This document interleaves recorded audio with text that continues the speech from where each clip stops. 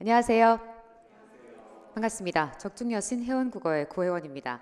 이번 시간 여러분과 이렇게 자리를 함께 하는 것은요, 우리 4월 6일 국가직 시험이 치러지던 그날 기상직 시험도 같은 날 있었죠. 그래서 우리가 그 문제들을 보면서 과연 기상직은 어떤 문제가 나왔나 한번 확인해 보는 시간도 갖고요. 그래서 시험을 치신 분들은 내가 문제 이렇게 풀었는데 이렇게 풀었더라면 더 좋았겠다. 이런 반성의 자리 겸 또 한 가지 더 중요한 내용인데요. 사실 모든 기출 문제는 새로운 시험 문제가 어떻게 나올 것인가에 영향을 서로 주고받을 수밖에 없기 때문에 우리가 다음 시험을 준비하는 데 굉장히 중요한 자료라고 생각이 되거든요. 그래서 여러분과 어떤 내용인지 하나하나 짚어보도록 할게요. 일단 기상직 문항별 분석은 이와 같은데 넓은 범주로 한번 제가 보여드릴게요. 문법 문제가 전체 7문제 35%가 출제가 됐고요. 비문학이 전체 5문제 25%. 게다가 이제 풀면서 느끼셨겠지만 순서 찾기가 2개나 있었죠. 굉장히 시간을 요하는 문제가 들어 있었고요. 문학 문제가 5문제 25%, 그러니까 4분의 1 비중으로 등장했고 약간의 문법과 어휘에서 온도 차이가 좀 있었던 거죠. 어휘 및 한자 문제가 전체 15% 세 문자가 출제가 됐고, 이제 가장 중요한 부분 중에 하나가 과연 시간을 얼마만큼 우리가 쓸 수 있을까, 우리가 어느 정도 시간 안에 문제를 풀어낼 수 있을까인데 5페이지 가까이, 5페이지가 채 안 되게 등장했죠. 그래서 살짝 시간에 있어서 배분하는 것이 굉장히 중요했겠다. 뭐 이렇게 생각해 볼 수 있는 문제 유형이었고, 지식 문제 성격이 굉장히 강한 문제들이 출제가 다소 되어서 알면 굉장히 쉽고 모른다면 어렵게 느껴졌을 문제도 덜어 있었다. 이렇게 분석해 볼 수가 있을 것 같아요. 그렇다면 차근차근 1번 문항부터 한번 정복해 보도록 하죠. 이런 문제 풀 때 사실 서울시 문제 유형과 굉장히 닮았는데, 그런데 우리가 알아야 할 필수적인 작품들을 주고서 순서 묻는 문제가 등장했네요. 다음 제시된 작품을 창작 시기 순으로 배열하는 것 그랬어요. 작품 제목을 안다면 정말 좋겠다. 기억. 구는 어비, 임금을 아버지라고, 신은 다자샬 어지, 신하는 다자샬, 사랑하는 어머니 라고, 미는 어른아해고 하샬대, 백성은 어린아이라고 한다면, 즉 임금과 신하와 백성을 뭐에 빗대고 있구나? 가족관계에 빗대고 있구나. 그렇다면 민이, 백성이 다잘 사랑받음을 알 것입니다. 이 작품의 제목을 혹시 아시나요? 안민가. 그렇지. 그래서 구는 군다이, 신은 신다이, 민은 민다이, 임금은 임금답게, 신하는 신하답게, 백성은 백성답게 한다면 나라가 잘 유지될 것입니다. 혹시 누가 썼는지도 아세요? 충담사의 안민가. 잘 왔어요. 여기까지. 자, 충담사의 안민가의 글의 장르는 향가. 여기까지 알았다면 진짜 대박이죠. 향가는 향찰로 기록된 언제 때 노래? 신라 때의 노래가 되겠죠. 신라라는 걸 우리가 짚어대는 게 굉장히 중요했어요. 향가는 넉 줄짜리를 뭐라고 부르죠? 사구체. 8줄짜리를 8구체. 그렇다면 안민가는 4구체예요, 8구체예요? 아니면 이 중에 없어요? 이 중에 없어요. 4구체에 뭐가 있죠? 서, 풍, 헌, 도. 8구체 모처. 나머지는 몇 구체? 19채. 19채 향가이기도 합니다. 그래서 19채 향가구나까지 알았다면 대끼리가 되겠죠. 두 번째 가봅시다. 원순문. 원순의 문장. 인노시. 이인로의 시. 공로의 사륙 변려문. 몇 음보? 몇 음보로 읽을게요? 3음보로 읽었죠. 이정원, 진한림, 쌍운 주필. 쌍으로 운을 맞춘 주필이라고 소개했고, 퉁기의 대책, 광균의 경의, 량경의 시부. 무슨 얘기인지 몰랐다 할지라도 마지막 이런 얘기 나오네요. 위시당, 경기 어떠하니 있고. 우리 지금 어디 있네? 시험 보는 장소, 시험장에 있구나. 우리 경치가 어떻습니까? 후렴구 보고 눈치챘을 것 같아요. 작품 제목 혹시 아세요? 작품 제목, 장르 말고. 한림별곡. 알았어요. 한림별곡이 제목이고요. 누가 썼게요? 한림제유라는 사람이 썼다. 아닌 것 같죠? 한림에 여러 유생들이 있었다라고 우리가 얘기해 볼 수 있고 장르가 혹시 어떤 장르인지 아세요? 경기체가. 사실 경기체가만 알았다고 해도 될 길이죠. 경기체가 언제 때? 나라로 말해줘요. 고려 몇 세기? 13세기까지 알았다면 될 길이지. 네가 고려 13세기의 작품이고 경기체가 몇 번째 작품? 첫 번째, first, 최초의 경기체가라서 또 의미가 있고 그 경기체가 중에 특별히 시부를 노래하고 있는 8장 중에 이 한림별곡 중에 1장을 우리한테 주고 우리한테 순서 맞춰봐 라고 하고 있네요. 디귿 불이 깊은 남간 바람에 아니밀세 꽃 띄었고 여름하나니. 해석 좀 해주시죠. 뿌리가 깊은 나무는 바람에 흔들리지 않기 때문에. 그래서요. 꽃이 좋고 뭐가 열매가 많다. 두 번째 뭐래요?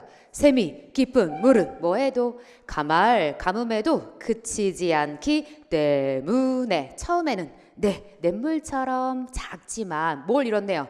바다에 이르러서 가게 된대. 그러니까 처음은 작지만 나중은 창대하리라. 이 작품의 제목을 혹시 아세요? 용비어천가. 그래서 용비어천가 2장을 우리한테 주었네요. 용비어천가를 쓴 사람은 누굴까요? 세종이 썼다. 거짓말입니다. 세종 쓰지 않았어요. 누가 썼게요? 정인지, 안지, 권제 이런 학자들이 있었어. 그래서 이런 사람들이 있었고 너의 장르는 악장이라고 부를 거고 악장은 언제 등장할게요?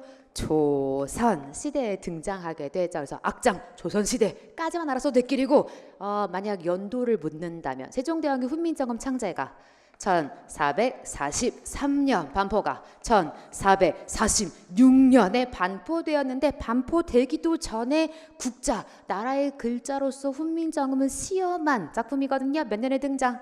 1445년에 등장. 그래서 15세기라는 것까지 1445년이라는 것까지 알면 정말 좋겠고요. 리을번 많이 들어봤어. 그쵸? 이 몸이 죽고 죽어 100번 고쳐 죽어 똑같은 말 2번 나온다. 무슨 법? 반복법. 백골이 진토되어 넋이라도 있고 없고. 자 죽었어요. 그 다음 뭐가 어쨌대요?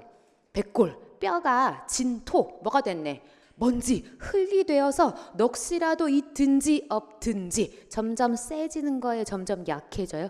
점점 세지는 거지. 무슨 법이구나? 점층도 있고 반복도 있고 어떻게 뼈가 가루가 되더라도 마지막 이런 얘기를 해요. 님 향한 일편 단심이야. 한 조각 붉은 마음이야. 가실 줄이 있으랴. 무슨 뜻? 가시다. 변하다. 변할 줄이 있으랴. 그럼 질문. 변할 줄이 있으랴. 마지막 뭐하고 끝났구나? 묻고 끝났어. 이런 수사법 뭐라고 부르죠? 설의 그러니까 서리법도 있네. 그러면 너는 변한다는 얘기, 안 변한다는 얘기? 안 변한다는 얘기. 변하지 않겠다. 누가 썼게요? 몽수 오빠. 알았어요. 정몽주의 장르는 뭐구나? 시조구나. 그치? 시조구나 라고 우리가 알 수 있고요. 정몽주 언제 때 살아? 고려. 그런데 이거에 답해서 누가 들어봤잖아요. 국사 시간에 이방원이 그치 뭐라고 이런들 어떠하리 저런들 어떠하리 하여가 읊었다며. 국어 시간에도 배웠고 국사 시간에도 배웠죠. 그럼 고려 초예요? 고려 중기예요? 고려 말이에요? 고려 말이고. 하나 더. 시조가 조선시대에야 등장했다. X 의미 시조는 고려 때도 불렀구나 알 수 있기도 합니다. 순서 여러분이 읊어요. 보고 시작. 기역 니은 리을 디귿. 그치? 기역, 니은, 리을, 디귿의 순서가 돼야겠죠. 그래서 우리가 꼭 알아야 되는 작품들을 가지고 순서. 그래서 비단 서울시뿐만 아니라 다른 진으로도 얼마든지 작품의 순서 물을 수 있구나 뭐 이런 거 확인할 수 있는 문제이기도 했네요. 늘 예정되어 있듯이 엄청 잘난 척을 할 겁니다. 뭐 그럴 수밖에 없죠. 여러분들은 굉장히 당연하게 생각하실 테지만 저로서는 너무나 기적처럼 우리가 했던 내용에서 그치 다 등장하고 있다는 거죠. 뭐 이렇게 갖다 제가 찍어 붙이려고 해도 굉장히 어려운 일일 텐데 우리가 했던 내용에서 다 찾아왔어요. 잘난 척 그만하라고 2번 문제가 나왔어요. 가볼게요. 다음 밑줄 친 단어의 뜻을 잘못 적은 것은. 그럼 일단 뭐 해야 해요? 도금 읽어야지. 그치? 읽어야죠. 자, 너부터 읽어줘요. 난 몰라. 자, 너 읽어줘요. 시작. 이거 어떻게 풀어? 자, 이거 읽어줘요. 그치? 게임 끝났네. 자, 나 읽어줘요. 소통, 그치? 소통은 읽었어요? 잘했어요? 그럼 소통하다, 너 무슨 뜻이게? 잘 통하다. 잘했어요. 그러면 너부터 가봅시다. 옛날 신라의 설총이 처음으로 이두를 만들어서 지금까지 관청이나 민간에서 쓰고 있대. 뭘?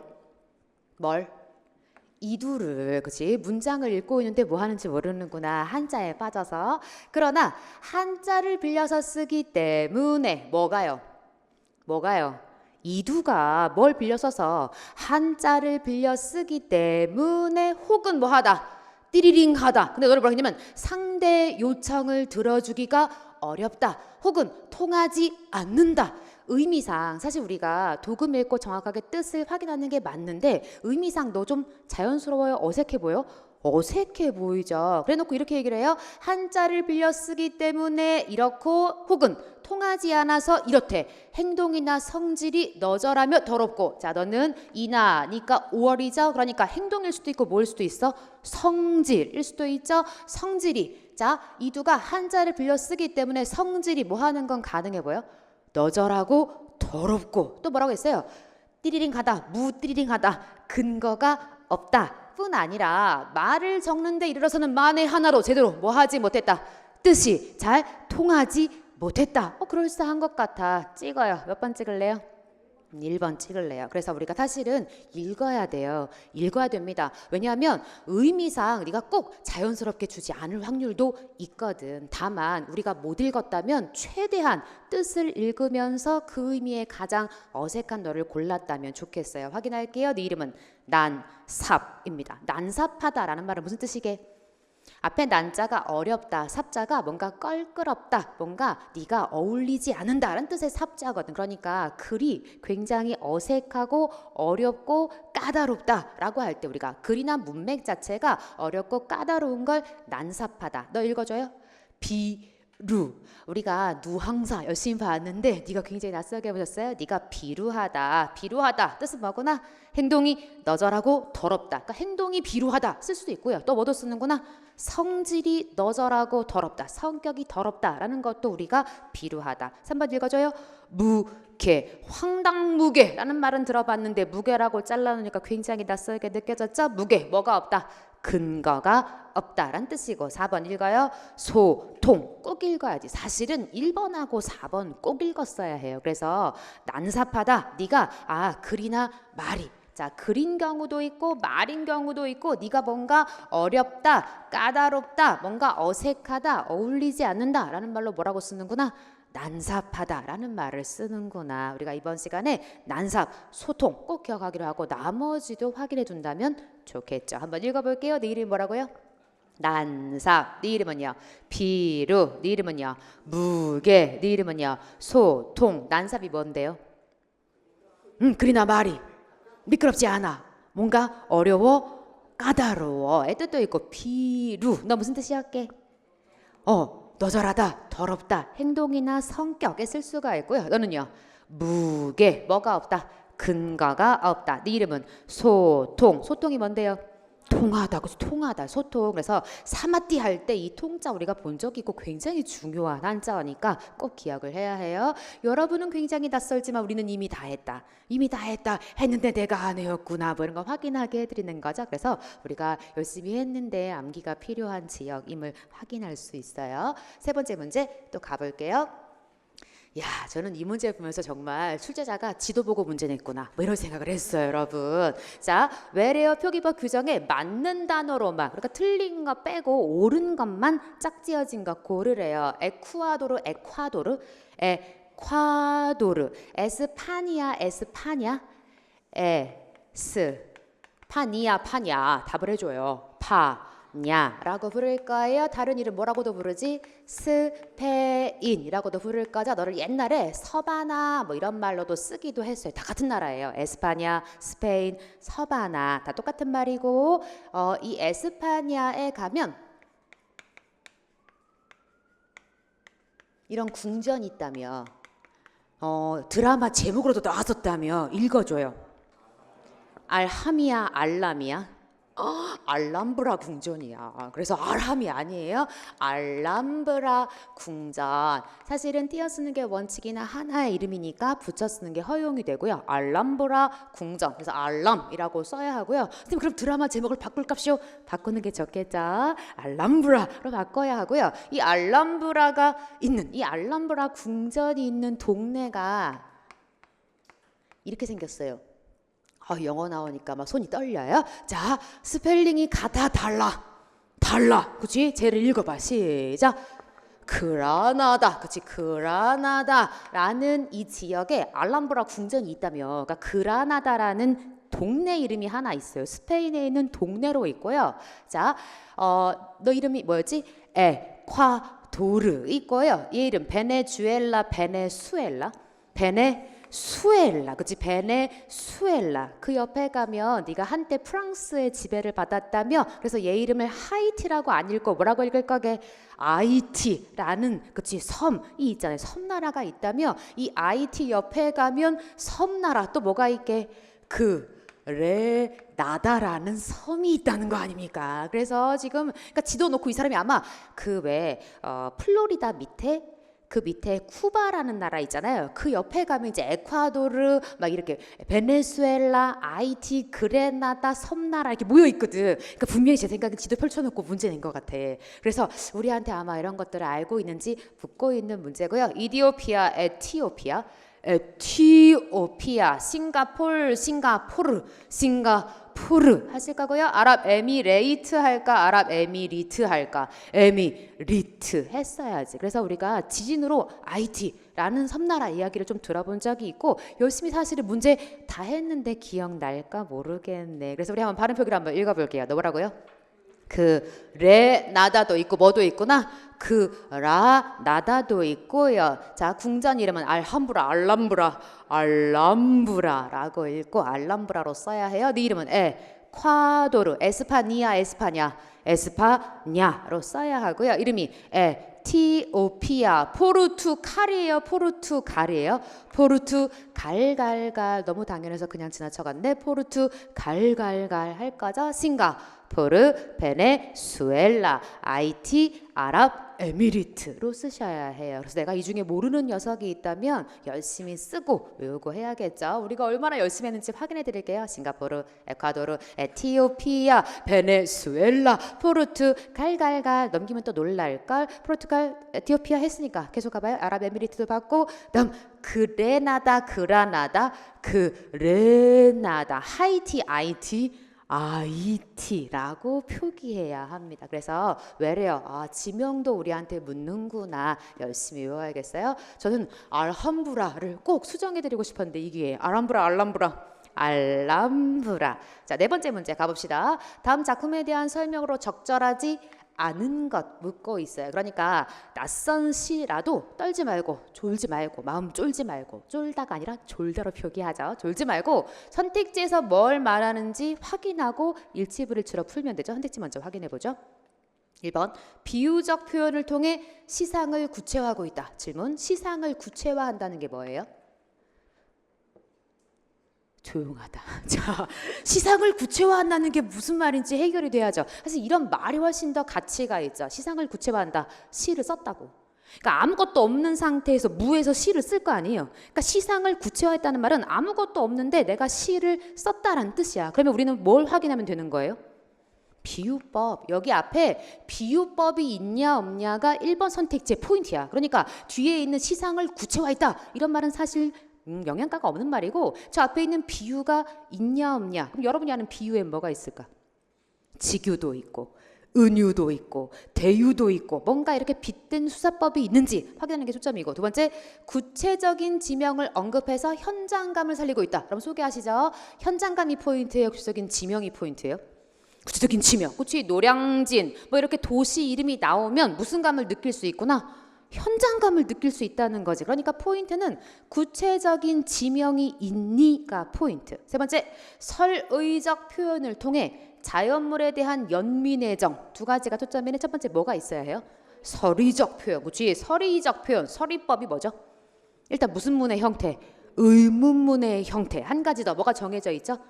답이 정해져 있어. 의문문인데 반대로 답하는 경우가 열의 9. 그래서 반대의 뜻을 지니고 있는 경우가 대다수이고 답이 뭔지 정해져 있는 의문문의 형태 수사법을 썼다면 서리적 표현. 이 확실하고 서리적 표현을 확인한 다음에 또 뭐 확인하래요? 그 서리법을 통해서 뭐 하고 있다? 자연에 대한 연민해정. 질문. 자연은 뭔지 알 거고 연민은 뭐예요? 불쌍하다. 그치? 서리법을 통해서 뭔가 자연이 불쌍하다. 뭐 이런 내용이 있는지. 그러니까 일단 1번은 뭐가 1번이야? 서리법을 찾는 게 1번이겠죠? 이게 있는지 없는지 확인했어야 해요. 네 번째, 동일한 쫑결 표현을 반복해서 동일하니까 같은 말을 2번 이상 쓰면 반복했을 거고 반복의 효과는 운율감, 주제 강조. 여러분 눈 뜨고 거기 확인해 보세요. 뭐가 반복되고 있어요? 보았네. 그럼 보았네가 보였다면 그러면 4번은 이미 뭐 된 거네? 확인된 거지. 다시 가볼게요. 4번 선생님 뭐라냐면 동일한 뭐라고요? 쫑결이 뭐죠? 문장을 끝내는 거. 보았네. 마침표를 콕 찍을 수 있다는 거죠. 쫑결 표현을 반복해서 운율감. 그러니까 우리는 비유냐 지명이냐 설이냐 이 3가지를 확인하면 돼요. 제목이 누가 쓴? 곽재구라는 사람이 쓴 전장포 아리랑이라고 주었어요. 제가 해석 없이 한번 읽어볼게요. 아리랑 전장포 앞바다에 웬 눈물방울 일이 많은지 가기도 송이도 지나 안마도 가면서 반짝이는 우리나라 눈물 보았네. 보았네 우리나라 사랑 보았네. 제원도 분남도 지나 나궐도 흐르면서 한 5,000년 떠밀려 이 바다에 쫓기운 자그맣고 슬픈 우리나라 사랑들 보았네. 꼬마 껍질 속 누운 초록 하늘 못나고 뒤엉긴 보리밭길 보았네. 보았네 멸치덤장 산마이 그물 넘어 바람만 불어도 징징 울음 나고 손가락만 스쳐도 울음이 배어나올 서러운 우리나라 안즈뱅이 진짜 본 게 뭐구나? 섬들. 아, 지금 섬을 봤단 얘기를 쭉 이렇게 우리한테 해준 거구나. 아리랑 전장포 앞바다에 웬 서름 일이 많은지 아리랑 날이 꽃 꺾어 섬 그늘에 띄우면서 시 끝난 거 맞아? 그쵸? 시가 굉장히 안 끝난 느낌으로 끝나면서 이렇게 나왔으니까 시가 끝난 건 확실해 보이죠? 질문. 뭐가 눈 씻고 찾아봐도 없어? 서리법이 없어. 의문문의 형태가 없어. 그러니까 시험장이라면 몇 번을 찍고 넘어가면 되는 거예요? 3번을 찍고 넘어가면 돼. 다 읽었는데도 의문문의 형태가 없구나. 그럼 거꾸로 가요. 자, 여러분이 비유적 표현과 구체적인 지명을 확인해 주세요. 다시 제목이 뭐였죠? 전장포 아리랑. 그러니까 뭐가 보이는? 섬이 보이는 전장포 앞바다에 와 있나 봐. 전라도 신안에 가면 전장포라는 포구가 있다면서요. 몰라도 상관없어요. 여러분 얘기해줘요. 아리랑 전장포 앞바다에 웬 눈물방울 일이 많은지. 눈물방울 다른 말로 바꿔줘요. 섬. 아, 그러니까 이 눈물방울은 뭘 빗댄 거구나? 섬을 빗댄 거야. 그래 놓고 가기도 송이도 지나 안마도 가면서 아, 전장포 앞에 뭐가 많구나. 섬이 되게 많은가 봐. 섬 이름 불러줘요. 가기도 송이도 안마도 가면서 반짝이는 우리나라 뭘 봤다고요? 눈물 보았네. 다른 말로 바꿔줘요. 섬. 지금 섬을 눈물이라고 계속 표현하는구나. 보았네 우리나라 뭘 봤다고요? 사랑 보았네. 다른 말로 바꿔줘요. 섬을 보았네. 제원도 분함도 지나 나궐도 흐르면서 역시 뭐가 나온 거구나? 진짜 섬들의 이름이 쭉 나오고 있는 거구나. 한 5,000년 떠밀려 이 바다에 쫓기운 쫓기운이라는 표현을 하네. 자그맣고 슬픈 우리나라 뭘 봤다고요? 사랑들. 아, 자그맣고 슬픈 섬들이란 뜻인데 사랑들이라는 말을 써. 그러면 섬이 슬프다라는 말을 해요. 꼬마 껍질 속 누운 초록 하늘 못나고 뒤엉긴 보리밭 길 보았네. 여기까지는 정말 자연을 봤다는 것 같아. 그런데 꼬마 껍질 속에 누가요? 하늘이 누워있대. 하늘이 마치 살아있나 봐. 하늘이 누워있대. 사실은 자연물일 뿐인데 마치 살아있는 뭐처럼 표현했네. 무슨 법? 활유법. 그치? 그러니까 유 들어가는 비유. 사실은 이미 여기서 비유가 등장했으나 대놓고 화류를 썼어요. 그래놓고 보았네 멸치덤장 산마이 그물 넘어 바람만 불어도 징징 울음 나고 손가락만 스쳐도 울음이 배어나올 서러운 우리나라 안즈뱅이 섬들을 보았네. 멸치 뭔진 몰라도 그물 넘어서 이렇게 멸치 잡는 그물 넘어서 뭔가 바람만 불어도 눈물이 나고요. 손가락만 써도 울음이 배어나올 뭘 봤다고요? 섬들을 봤대. 근데 그 섬들이 뭐라고 표현할게? 서럽다, 슬프다. 질문, 섬이 슬퍼요? 내가 슬퍼요? 내가 슬프고 내가 서러운데 지금 섬들이 슬프다, 섬들이 서럽다 그랬지? 네 글자로 바꿔줘요. 뭐 했구나? 감정. 이분 있지. 내 감정을 지금 섬에다가 집어넣고 있죠. 그래놓고 아리랑 전장포 앞바다에 웬 서름이리 많은지. 서름 다른 말로 바꿔줘요. 섬들. 아 지금 뭔가 섬들을 우리한테 이렇게 표현하고 있구나. 그래놓고 마지막 아리랑 아리랑 나리꽃 꺾어 섬 그늘에 띄우면서 나리꽃을 꺾어서 섬 그늘에 이렇게 띄워보냈는데 질문 왜 나리꽃을 섬 그늘에 띄워보냈을까? 왜요? 나리꽃이 왜? 뭐가 될 것 같아서? 서러운 그들에게, 슬픈 그들에게 위로가 될 것 같아서. 그러니까 화자는 전장포 앞에 와서 수많은 섬을 보면서 그 섬들이 뭐라고 느꼈구나? 슬픔, 우리나라의 눈물, 우리나라의 사랑이라고 느꼈구나. 그래서 무슨 노래가 생각나게? 아리랑 무슨 노래예요? 한의 노래. 그러니까 많은 섬을 보면서 아마도 우리가 이 앞뒤에 어떤 내용도 없지만 그 섬이 왠지 한스러워 보였던 것 같죠? 시적 화자의 눈엔 한과 슬픔으로 보였던 모양이야. 그래서 뭘 꺾어보냈구나? 나리꽃 꺾어보냈구나. 마지막에 뭔가 석연찮게 끝났어. 끝난 것 같지 않게 끝났죠? 우리한테 무슨 효과를 주고 있을까? 여운의 효과, 그치? 여운의 효과를 마지막에 주고 있구나. 사실 우리가 시험장 가서 이렇게 분석한다는 건 굉장히 어려워요. 그러니까 우리는 해야 할 일이 뭐냐면 시험장 가서 선택지에 중요한 낱말을 찾고 그 낱말이 있는지 없는지 확인하는 정도. 다만 우리가 끝나고 거꾸로 이렇게 한번 확인해 볼 필요가 있는 거죠. 질문, 섬을 눈물방울이라고 말했어. 섬을 우리나라 눈물, 우리나라 사랑, 우리나라 사랑들이라고 표현했거든요. 질문, 무슨 법이에요? 여기 섬이 눈물이다 이런 말 했어요 안 했어요? 안 했어요. 여러분이 알고 있는 은유법엔 세 가지가 있다. 첫 번째 A는 B다. 두 번째 A의 B. 세 번째가 B. 얘 무슨 법 쓰고 있는 거게?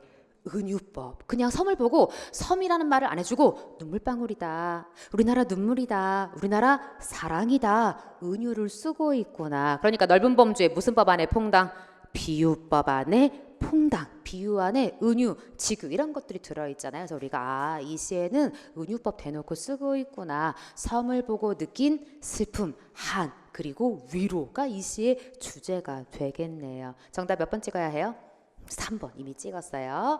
우리가 사실 낯선 시가 당연히 시험에 나올 수 있다고 생각해야 하고 우리는 어디에 초점을 두어야 하냐면 선택지에 나와 있는 중요한 말들, 그 말들이 무슨 뜻인지, 어떤 말들이 어떤 의미를 갖는지 이런 것들을 우리가 좀 철저하게 준비, 점검을 해두는 것이 다음 시 문제를 위한 중요한 대비점이 되겠죠. 계속해서 5번 문제 갑시다. 얼마나 많이 연습한 문제인지. 자, 약간 우리한테 표를 주면서 뭔가 그럴싸하게 냈는데 초점은 아주 명백하죠. 일단 자, 닦이다, 닦이다, 닦이다, 닦이다. 형태가 똑같은 닦이다 버전을 주면서 하나는 뭐다?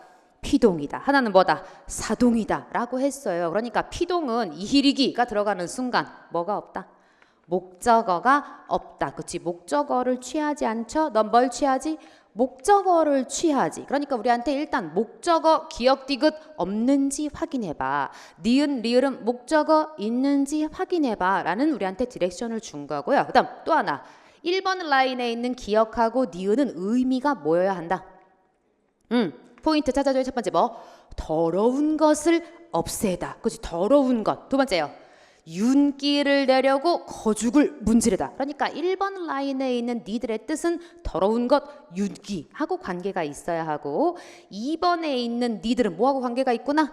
물기, 뭔가 물기, 물과 관련 있는 어떤 것을 훔치다, 즉 물기의 뜻이 있어야 한다라고 우리한테 초점을 정해준 거고 우리한테 적절하지 않은 것, 헛소리하는 애가 하나 있으니 그 한 녀석을 잡아내라 라고 한 거네. 그럼 한번 가봅시다. 여러분 다시 소개해줘요. 자, 기억과 디귿은 뭐가 있으면 안 돼? 목적어가 있으면 안 돼. 목적어를 취하지 않는다. 자, 니은과 리을은 뭘 취한다고요? 목적어를 취해야 한다니까. 자, 닦이다가 와 있어요. 너의 핵심어는 뭐예요? 얼룩이 닦이다. 뭘 취하지 않아?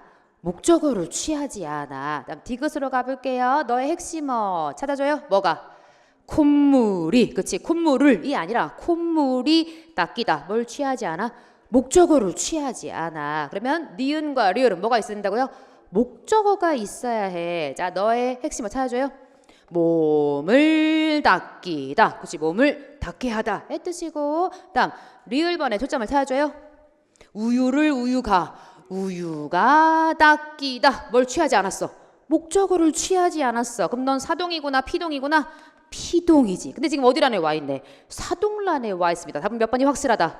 4번이 확실하지. 게다가 또 하나 우리는 확인해야죠. 답은 이제 나왔고 뭐 확인해야 해요? 기역과 니은은 초점이 뭐여야 했지? 더러운 것이나 아니면 윤기였고 디귿과 리을의 초점은 뭐였지? 물기, 그치? 물기였어요. 그러니까 기역과 니은 의미 확인해요. 얼룩 어디에 포인트구나? 더러운 것이 닦이다 한 거고 니은도 마찬가지. 너는 포인트가 몸을 몸에 있는 뭐 더러운 때를 닦게 하다 때를 닦게 하다 의미로 쓰고 있는 게 확실하죠. 여기 포인트는 뭐였지? 물기. 그러니까 누가 와 있구나? 콧물. 선생님 콧물은 더러운 거 아닌가요? 물론 더러운 것도 되고 물기도 되지. 자, 네 번째는 누가 핵심어였지? 우유. 그러니까 뭐에 와 있구나? 물기. 다만 네가 먼동이 아니라 사동이 아니라 먼동 피동. 여러분 소개하시죠. 사동 접사에는 뭐가 있어요? 이희리기 우구추 이키 으키 애가 있잖아. 니들이 쓰인 100% 먼동 확실한데 사동이 확실한데 근데 누가 겹쳐? 이, 히, 리, 기가 겹쳐. 얘도 뭐를 취하니까 이, 히, 리, 기를 취하니까. 그러니까 우리가 접사 이희리기는 사동에도 쓰이고 피동에도 쓰이기 때문에 무엇의 유무로? 목적어의 유무로 네가 피동의 의미인지 사동의 의미인지 확인해야 한다. 이희리기를 취한 모든 피동사는 목적어를 취하지 않는 자동사가 되고 이희리기를 취한 사동사는 목적어를 취하는 먼동사가 된다. 타동사가 된다. 그러니까 네가 이희리기를 취할 때는 이와 같은 관계가 설정되기 때문에 명백하게 목적어의 유무로 우리가 니들을 판별할 수 있다. 정답은 명백하게 4번이고 시험장에서 절대로 틀리면 안 되고 반드시 맞춰야 되는 그런 문제가 되겠죠. 어마어마하게 잘난 척 하겠죠. 어마어마하게 잘난 척 합니다. 그죠? 무지하게 많이 풀었어요. 문제로도 많이 풀고 여러분과 연습 정말 많이 한 유형의 문제이기도 하죠. 자, 다음 문제 가볼게요. 6번 문제 가봅시다. 다음 작품을 통해 알 수 있는 등장인물에 대한 설명으로 적절하지 않은 것은 내용상의 일치불일치처럼 문학 문제지만 풀 수가 있고요. 작품 제목이 뭔지 좋네요. 박지원의 광문자전. 광문자 뭐 하는 사람이죠? 거지. 그치? 거지인데 그에 대해서 우리한테 뭔가 쭉 기록해 주고서 문제는 뭘 물었느냐. 선택지 확인할게요. 자, 1번, 2번은 광문이니까 묶어야죠. 3번, 4번은 운심이니까 일단 묶었어야 해요. 광문이 남녀 평등 의식을 갖고 있는지, 두 번째 광문이 사람을 보는 안목이 있었는지. 여기 누구도 나오는구나. 운심 나오는구나. 운심은 뭘 더 중시했다? 외모보다 내면을 더 중시하는 사람이었는지. 네 번째, 고고한 성격을 갖고 있으며 익살과 기지가 있다. 질문, 고고하다가 뭐예요? 조용하다. 왜 우리는 어휘만 나오면 약해지는가? 고고하다가 뭐예요? 고고하다. 뭐 여러 가지 한자의 이야기를 우리가 해볼 수 있겠는데 일단 누가 고고하다 주로 많이 써요? 학이 고고하다 들어봤어요? 약간 고상하다의 의미로 썼을 가능성이 매우 높고. 질문, 익살과 기 중에 하나는 한자고 하나는 한자가 아니에요. 누가 한자게? 기지가 한자. 익살은 한자가 아니에요. 익살을 영어로 번역해줘요. 스펠링 3개다. 개그. 익살은 개그라고 이해하시면 되고, 기지가 뭐냐면 기지는 기계 할 때 기자, 때기자, 기회로도 쓰거든요. 그러니까 기회에 알맞게 지혜를 뭔가 발휘하는 게 기지야. 그러니까 때에 알맞은 지혜를 발휘하는 힘을 3글자로 혹시 뭐라고 하는지 알아요? 띠리링력. 이렇게 어렵나? 자, 초성 힌트 드립니다. 순발력. 잘했어요 여러분. 퀴즈 대회 나가면 잘할 수 있어요. 자, 순발력을 우리가 보통 기지라고 한다고. 그러니까 개그맨들이 기지와 이 익살이 뛰어나죠. 그러니까 뭔가 몸과 말로 웃기게 하는 게 익살이야. 기지는 그때그때 때에 알맞게 뭔가 지혜를 발휘하면 그게 기지. 그러니까 운심이란 여자가 고고하고 약간 웃기면서 기지가 있는 사람인지. 저는 익살과 기지 그러면 문세윤 아저씨가 생각나는데 굉장히 웃기고 때에 알맞은 말, 적절한 말을 굉장히 잘하지 않아요? 뭐래? 자, 한번 운심이 그런 사람인지 한번 확인을 해봅시다. 이때 돈놀이하는 자들이 대체로 머리꽂이, 옥비취, 의복, 가재도구, 가옥, 전장, 노복 등의 문서를 저당 잡고서 본값의 10분의 3이나 10분의 5를 줘서 돈을 내주기 마련이었다. 누구를 소개하네요? 돈놀이하는 사람들. 그러니까 돈놀이하는 사람들이 뭔가 저당한 물건을 잡고서 어떤 해당하는 얼마의 금액을 내어줬다. 그래놓고 그러나 광문이 빚보증을 서주는 경우에는 담보를 따지지 않고 천금이라도 당장에 내주곤 했다. 앞에 뭘 따졌는데? 담보를 따져서 돈을 줬는데 누가 뭐하면 광문이라는 사람이 빚보증을 서주면 당장에 천금이라도 돈을 내줬대. 그럼 누구는 굉장히 신뢰로운 사람이구나. 광문이라는 사람이 굉장히 뭔가 신뢰할 만한 사람이구나 라는 걸 우리가 확인해 볼 수가 있네요. 그리고 중략. 왜 중략했어요? 중간 내용 필요 없고 이 앞에 내용만 필요하니까 우리한테 이 부분을 준 거야. 그러니까 반드시 필요한 내용을 지금 우리한테 주었구나 라는 뜻이기도 하죠. 계속 가봐요. 광문은 나이 40이 넘어서도 머리를 닦고 다녔대. 장가를 뭐 했구나? 못 간 거죠. 남들이 장가 가라고 권하면 하는 말이 잘생긴 얼굴은 누구나 좋아하는 법이다. 그러나 사내만 그런 것이 아니라 비록 여자라도 마찬가지다. 누구도 그렇고 누구도 그렇다고요? 남자도 그렇고 여자도 그렇대. 그러니까 여자의 의견을 뭔가 말해줘요. 그러기에 나는 본래 못생겨서 슬프다. 아예 용모를 꾸밀 생각을 하지 않는다라고 했대요. 일단 우리가 자 묶어놓은 부분에서 무슨 생각 살짝 엿볼 수 있구나. 남녀 평등. 뭔가 남자도 그렇고 여자도 그렇다. 그리고 내가 볼 때 사람들은 다 잘생긴 얼굴 좋아하는데 나는 못생겼어. 내 생각에 딴 사람들 나 좋아해 싫어해? 싫어해. 입장 바꿔 생각하는 것 같죠? 역으로 시작하는 말 뭐 생각나는 거 없수? 역, 지, 사, 지 뭐 이런 것도 우리가 떠올려 볼 수 있을 것 같아요. 남들이 집을 가지라고 권하면 나는 부모도 형제도 처자도 없는데 집을 가져 무엇하리. 더구나 나는 아침이면 소리 높여 노래를 부르며 저자에 들어갔다가 저물면 부귀한 집 문간에서 자는 게 보통인데 이 사람 뭐라 그랬죠? 그지랄했죠. 서울 안에 집 호수가 자그만 집 8만 호다. 내가 날마다 자리를 바꾼다 해도 내 평생에 다 못 자게 된다. 나에겐 뭐가 필요가 없다. 집이 필요가 없다. 뭐가 없네 이 사람. 욕심이 없어. 욕심이 없고 하나 더 굉장히 떠도는 삶을 사는 것 같죠. 거지니까 하나 둘 셋 넷 다섯 여섯 글자. 동 띠리링 서 띠리링. 혹시 아는 말 있어요? 동가식 서가숙 뭐 이런 말도 생각났다면 굉장히 잘 읽은 거죠. 계속 가볼게요. 서울 안에 명기들이 아무리 곱고 아름다워도 광문이 성원해 주지 않으면 그 값이 한 푼어치도 못 나갔다. 많은 유명한 기생들이 있는데 광문이 성원을 해 주어야만 그 기생의 값이 나갔대. 그러니까 광문의 말에 굉장히 무게가 있는 것 같죠? 그러니까 광문이 역시 신뢰할 만한 사람이었다. 이런 뜻도 되고 또 광문은 뭐 할 줄 아는 사람이었구나.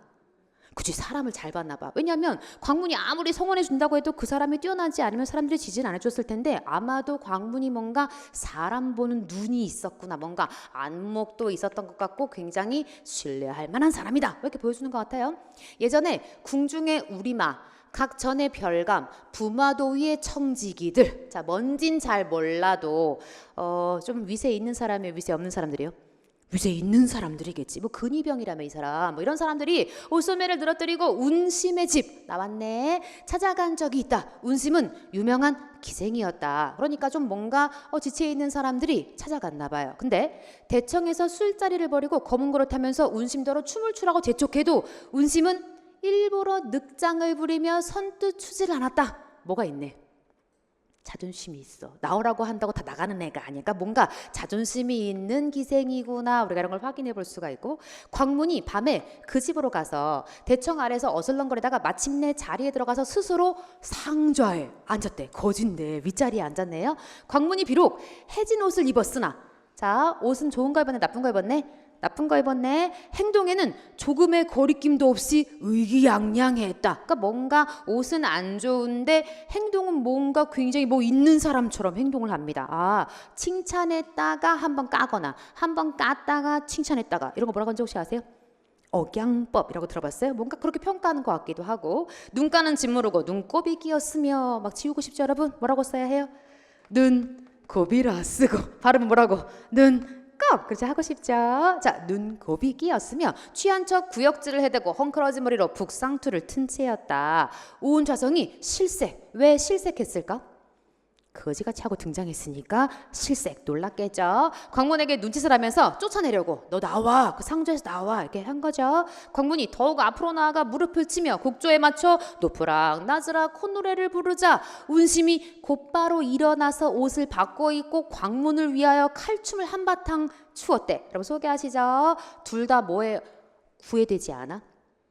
차림새에 구애되지 않아. 거지같이 입고 등장한 광문도 다른 사람들이 뭐라고 하든지 어떤 자기의 겉모습에 구애됨이 없고, 누구도요? 운심도 지금 거지같이 입고 등장한 광문이 와도 그의 외모에 뭔가 구애됨이 없이 그가 나와서 하라고 하니까 칼춤을 추고 있네요. 그리하여 온 좌상이 모두 즐겁게 놀았을 뿐 아니라 또한 광문과 벗을 맺고 헤어졌어. 다 광문과 친구가 됐대. 당신은 보통 이제 어떤 글에 등장하는 주인공들은 뭔가 제자가인, 뛰어난 사람, 아름다운 사람, 이런 사람들이 주인공인데 지금 누가 주인공이에요? 거지가 주인공이야. 그러니까 새로운 뭔가 우리한테 인물 유형을 소개하는 것 같기도 하고. 질문: 박지원의 어떤 글의 장르일 것 같아요? 소설, 한글 소설, 한문 소설? 한문 소설. 그러니까 지금 한문 소설에서 새로운 인간형을 보여줄 뿐 아니라 실제로 이 거지가 굉장히 훌륭해 보여요? 훌륭하지 않아 보여? 훌륭해 보여. 그러니까 사실은 거지를 등장시켜서 대놓고 양반을 까고 있진 않지만 실제는 누구를 까는 효과? 양반을 까는 효과. 거지만도 못한 양반을 까고 있는 효과. 그러니까 풍자적인 작품이라고 말할 수 있게요, 없게요? 있어요. 그러니까 사실은 누구를 까고 있는 거냐? 양반을 까고 있는 거야. 그래서 풍자적이다라고 말할 수 있어. 그래서 광문자전 그런 머릿속에 거지가 주인공이야. 그런데 꽤 괜찮은 거지를 소개해서 새로운 인간형을 우리한테 보여주고 있어. 더불어 대놓고 양반을 까고 있진 않지만 실제로 다 읽고 나면 야, 거지만도 못한 양반들이구나 라고 생각하게 해서 양반을 풍자하고 있는 효과까지 얻고 있는 작품이며. 자, 문제 풀러갈게요. 적절하지 않은 이미 여러분 확인했죠. 광문은 뭐도 있고 사람을 보는 안목도 있고 남녀 평등의식도 있고. 운심은 뭘 중시했구나? 내면을 중시했구나. 운심은 굉장히 고고한 성격이다. 맞아요, 틀려요? 거기까진 괜찮아. 뭔가 자존심 있는 거 보니까 고고하다, 고상하다까지는 우리가 인정해 줄 수 있는데 뭐가 X예요? 익살과기 웃기지 않았지? 개그 안 했죠? 그러니까 여기서 X 했었어야 해요. 정답은 4번을 찍어주어야 합니다. 우리가 사실은 박지원의 한문소설 자체를 굉장히 많이 했고요. 또 문제도 많이 풀었어요. 그러나 시험장 가면 또 어떤 대목을 줄지 모르기 때문에 전반적인 내용도 좀 이해를 할 필요가 있겠죠. 7번 문제 가봅시다. 문장 표현이 적절하지 않은. 이야, 참 멋진 문제 아닙니까? 4번부터 볼게요. 그분의 선행을 본보기로 삼아야 한다. 본보기. 맞아요? 틀려요? 몰라요? 자, 세 번째. 그는 학계에 큰 파문을 일으켰다. 파문이 뭐예요? 물결, 파, 문이, 문. 파문을 뭐 하는 거야? 일으키다. 그러면 뭔가 영향력을 행사하다. 영향을 일으키다. 가능, 불가능? 조용해요. 선거의 출사표. 질문: 출사표가 뭐예요? 출병하면서 임금님께 올리는 글. 제갈량이 처음에 시작했다며. 그래서 출병하면서 임금님께 올리는 글을 출사표라고 하고, 어떤 경쟁에 나갈 때 뭐라고 해요? 출사표를 내다. 출사표를 던지다. 가능, 불가능? 가능. 그래서 출사표를 내다, 던지다. 가능해요. 그 편지는 나에게 잊혀진 지 오래다. 잊혀진 편지. 한번 가봅시다. 질문: 편지가 잊혀지다. 편지를 잊혀지다. 편지가 잊혀지다. 의 뜻이겠지. 그게 무슨 얘기인가? 같이 해요. 있다. 앞에다가 편지를 쓸 거예요. 여기다가 조사 넣어줘요. 편지를, 편지가. 편지를 있다. 잘했어요. 그럼 있다에다가 지금 누굴 집어넣고 싶었구나? 첫 번째 히를 집어넣고 싶었구나. 자, 여기다가 다시 편지 넣을 거예요. 편지를, 편지가. 편지가. 잘한다 여러분. 목적어를 사라지게 한 히. 그치? 목적어를 취하지 않고 있는 히는 사동이에요? 피동이에요? 피동이야. 그렇지? 네가 피동이야. 목적어를 사라지게 한 히는 피동이 확실해. 목적어를 취하지 않는 히는 피동이 확실해. 그런데 이 히다에다가 자, 이 혀지는 펼쳐주면 어떻게 되지? 잇, 히, 지, 니은. 그렇지? 이 티다에다가 뭘 붙인 형태? 어지다를 붙인 형태. 여러분 소개하시죠. 어지다는 무슨 의미를 갖지? 피동의 의미를 갖지. 이 티어지다는 문장상, 문법상 가능해요? 불가능해요? 불가능해. 왠지 소개하세요? 네가 이미 뭔 동이야? 피동이야. 다시 뭐가 왔어요? 피동. 몇 중 피동?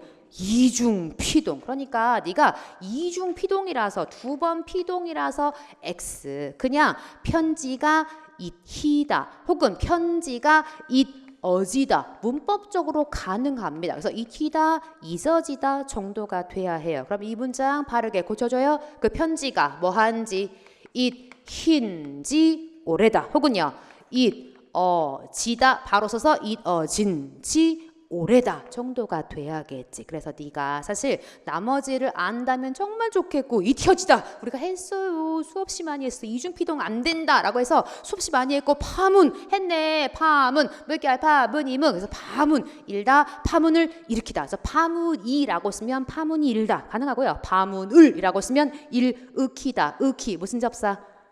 사동접사 당연히 쓸 수가 있고요. 파문을 일으키다 쓸 수가 있고요. it혀지다 네가 이중피동이라서 다만 시험에 유보적이라서 상대적으로 풀어야 한다라고까지 제가 일러드린 적이 있는 네가 이것은 지금 틀린 표현으로 등장해서 우리가 확인했어야 하고요. 다시 앞으로 갔다 올게요. 문제 한번 다시 보여주시겠어요?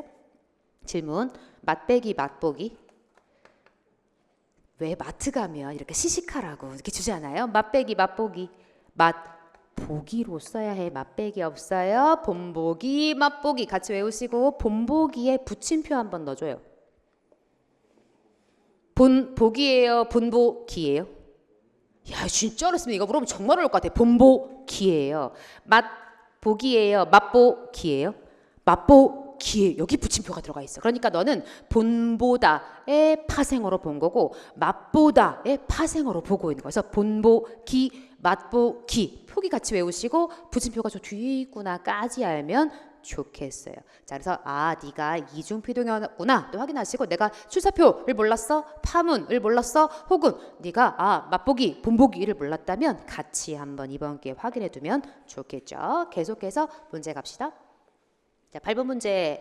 다음 글을 통해 알 수 있는 내용으로 적절한 것, 일치를 묻고 있네요. 그러니까 세 가지가 틀렸고 하나만 맞으니까 그 맞는 녀석을 잡아내라. 선택지 먼저 확인할게요.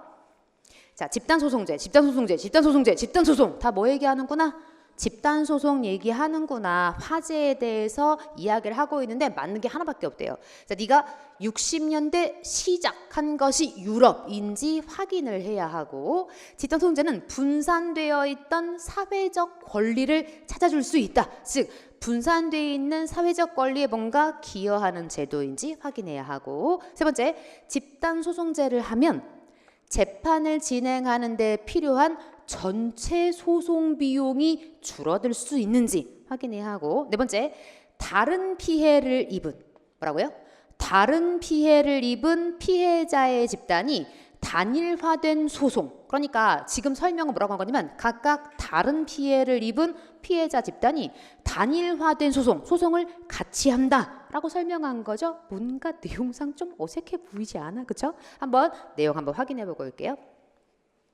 어느 기업이 불법 행위를 자행해서 소액 주주들에게 손해가 발생하였다고 치자 이때 한 명의 주주가 그 기업을 대상으로 손해배상을 청구하여 승소하였다면 다른 주주들도 별도의 재판 없이 똑같이 배상받을 수 있는 제도가 있다면 참 좋을 것이다. 한 사람의 원고를 중심으로 집단을 이루어 시민들의 작은 권리를 구제할 수 있는 제도, 이것이 바로 뭐다? 집단 소송제이다. 그럼 소개하시죠. 누가 뭐 했어요? 어떤 기업이 있었어. 근데 그 기업이 뭐 했어? 불법을 행했어. 그래서 누구에게 손해가 났다고요? 소액 주주들이 있을 거 아니에요? 이 주주들에게 손해가 발생했대. 주주 1, 주주 2, 주주 3. 그죠? 하반신도 그려줘. 자, 그랬을 때 이때 한 명의 주주가 그 기업을 대상으로 뭔가 니네가 잘못했어. 불법을 행했으니까 나의 손해 배상해줘. 라고 청구했는데 승소했다면 다른 주주들도 별도의 재판 없이 똑같이 배상받을 수 있는 제도를 뭐라고 지금 소개한 거예요? 집단 소송제라고 소개를 해준 거네. 이 제도는 언제? 60년대. 선택지 확인. 자, 어디서부터? 미국에서부터. 자, 미국을 소개하시죠. 시작. 60년대 시민의 권리 찾기 운동이 꽃을 피웠던 미국에서부터. 그러니까 출발이 유럽이 아니라 어디네? 미국이구나 확 나가리 할 수가 있죠. 시작돼요. 유럽에서 적극적으로 도입한 제도. 그러니까 시작은 미국이고 그다음 유럽으로 갔구나. 피해자의 숫자는 많으나 개별 피해자의 피해액이 상대적으로 적고, 다시 소개하시죠 여러분. 피해자의 숫자는 뭐한데? 많은데 개별 피해자의 피해액이 크다 작다? 작다 적다. 개별적으로 소송을 제기하기에는 비용과 절차에 대한 부담이 클 때 특히 집단소송제가 절실해진다. 이때 절실하대요. 그래놓고 집단소송제는 다른 피해 같은 피해? 같은 피해. 그치, 똑같은 피해를 받아야 될 거 아니야. 그러니까 다른 피해 X 확 되는 거죠.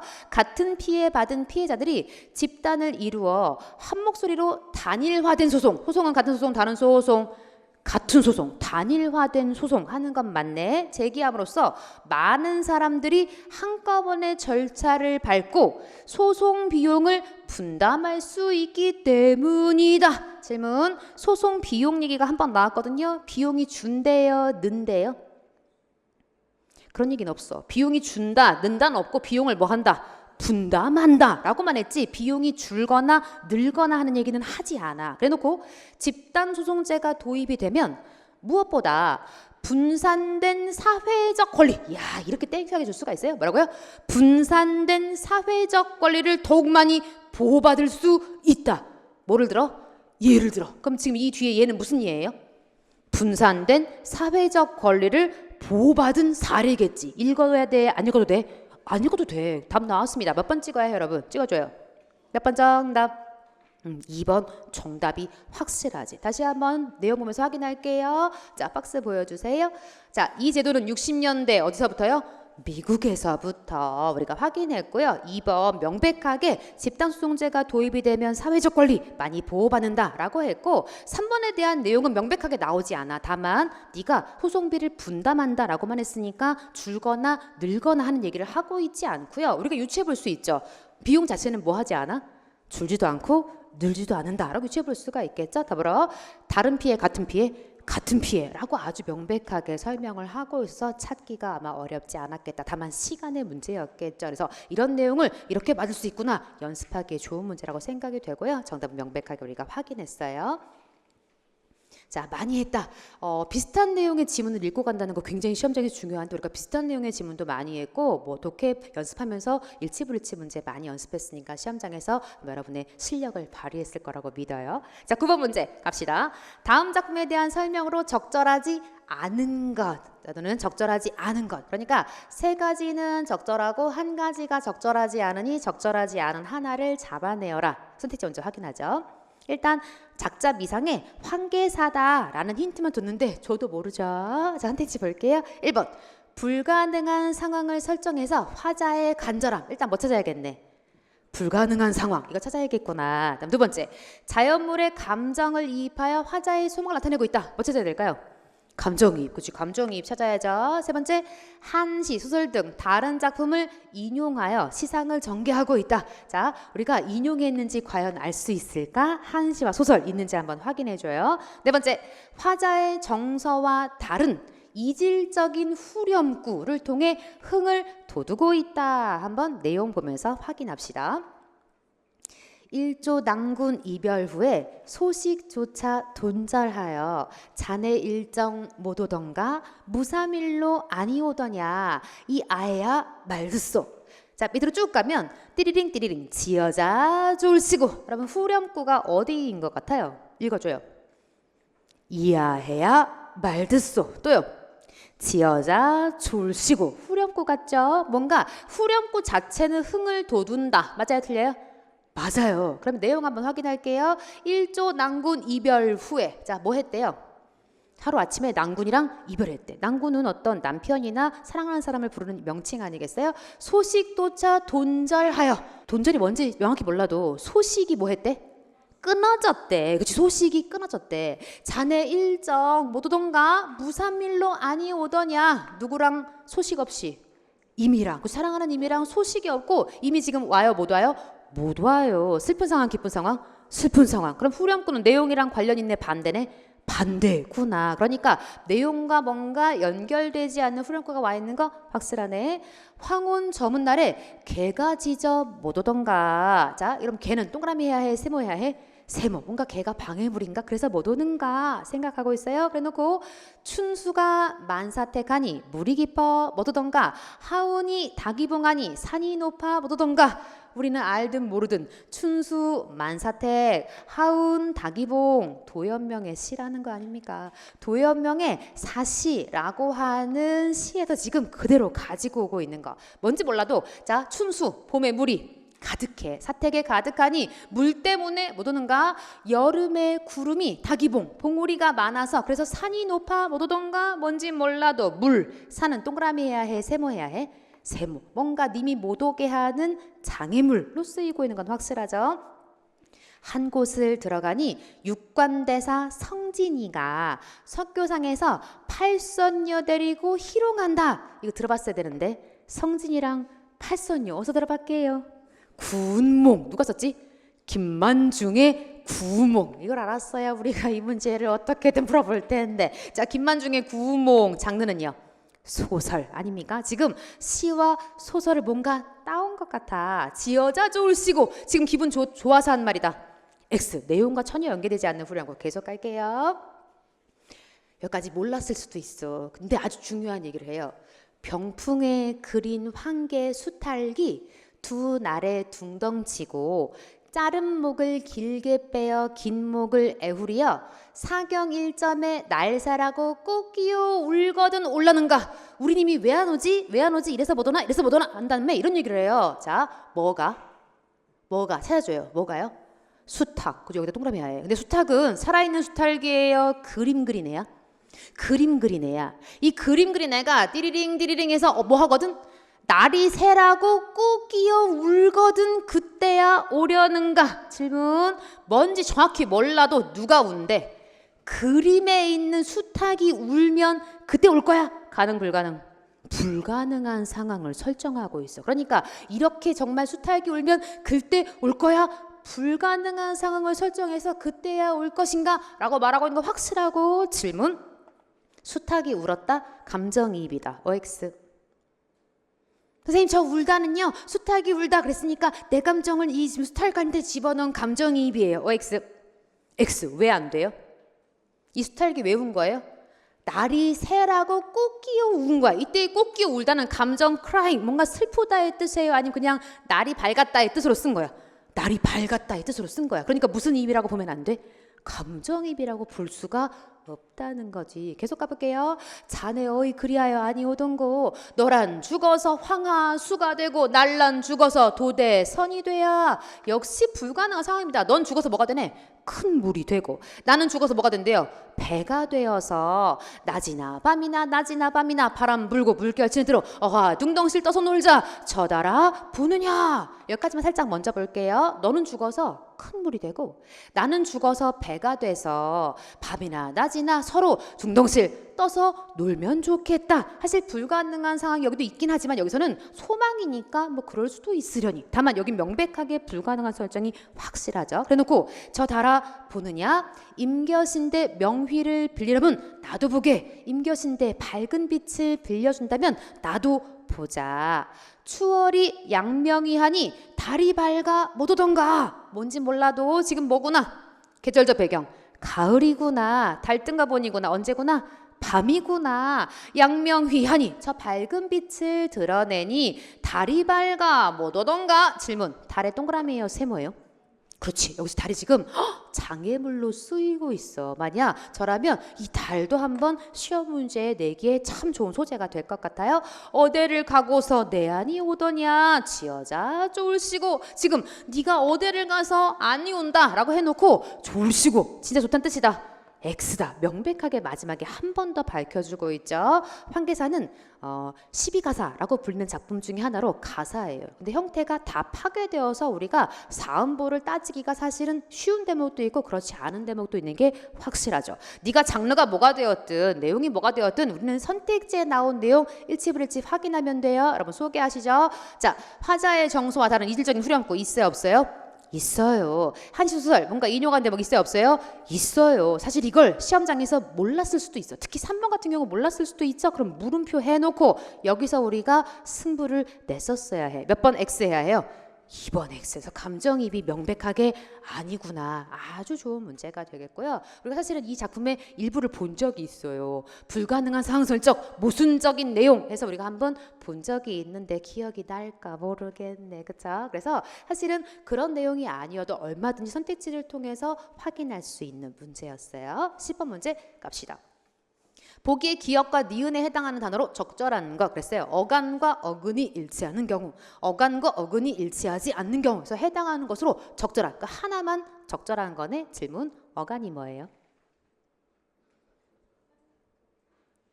이게 뭔지 알아야 문제를 풀 거 아니야. 어간이 뭐예요? 어간은 어디에만 있어요? 동사, 형용사에만 있지. 그치? 자, 어간이 누구 앞자리? 다 앞자리가 어간이거든. 자, 먹, 다는 어디까지가 어간?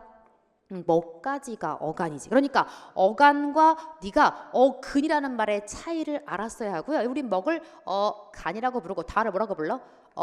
미라고 부를 거죠. 그러면 여러분 소개하세요. 먹히다가 됐다. 먹다는 단일어예요? 파생어예요? 합성어예요? 단일어지. 단일어지. 너는 어디까지가 어간이라고요? 먹까지가 어간이라고요. 어근은 어디까지예요? 먹, 네가 어간이자 네가 어근이지. 그치? 그러면 먹히다는 누구 때문에 파생어가 됐어? 히 때문에 파생어가 됐어요. 너의 어근은 어디까지예요? 먹, 그치? 먹이 어근. 진짜 뜻을 가지고 있는 어근이고 히가 뭐예요?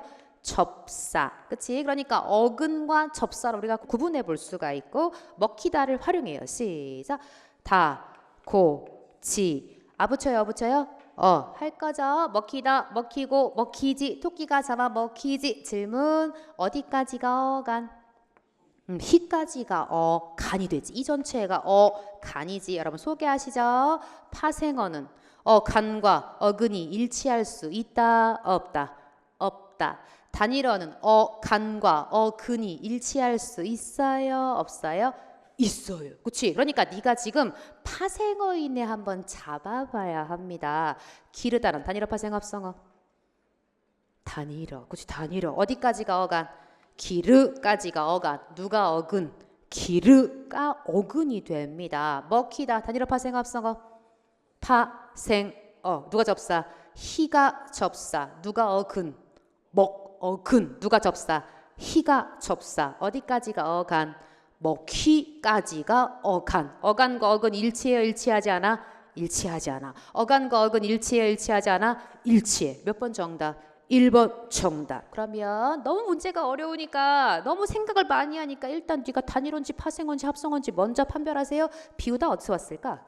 비다. 자리가 비다에 누굴 넣은 거야? 이리기 우구추. 자리를 비우다. 너는 지금 단일어구나 파생어구나 합성어구나? 파생어. 그러니까 넌 뭐와 뭐가 일치하지 않겠네? 어간과 어근이 일치하지 않겠지. 우리를 속이려고 먹었다라고 줬어요. 너는 형태소는 몇 개가 확실하고? 3개가 확실하고. 기본형이 뭐지? 먹다. 단일어예요? 파생어예요? 합성어예요? 단일어예요. 그렇죠? 우리 용어는 다를 빼고 판별할 거잖아. 단일어고요. 너는 어간과 어근 일치하지 않아? 일치해. 네가 기억의 예가 돼야지. 정답다. 단일어 파생어 합성어? 파생어. 어디다 뭘 붙였어? 정에다 답다를 붙였어. 네가 어근이고 네가 접사고요. 어디까지가 어간이에요? 정답다, 정답고, 정답지, 정다워라고 활용할 거지. 그러니까 정답까지가 어간이 될 거야. 그러니까 너는 어간과 어근이 일치하지 않습니다. 귀엽다. 단일어 파생 합성어? 단일어로 봐요. 귀엽다. 접사가 없어. 그러니까 너는 귀엽다, 귀엽고, 귀엽지, 물론 귀여워. 비읍 불규칙이긴 하지만 어간과 어근 일치해요? 일치하지 않아? 일치한다고 봐야지. 자, 드높다. 판별해줘요. 단일어예요? 파생어예요? 합성어예요? 파생어. 누가 접사? 드가 접사. 그럼 너는 뭐하고 뭐가 일치하지 않는구나? 어간과 어근이 일치하지 않아. 그렇지? 높이 네가 어근이 될 거고 네가 접사고 드높 자체가 어간이 될 거니까 네가 니은에 있는 건 괜찮아. 근데 누가 문제구나?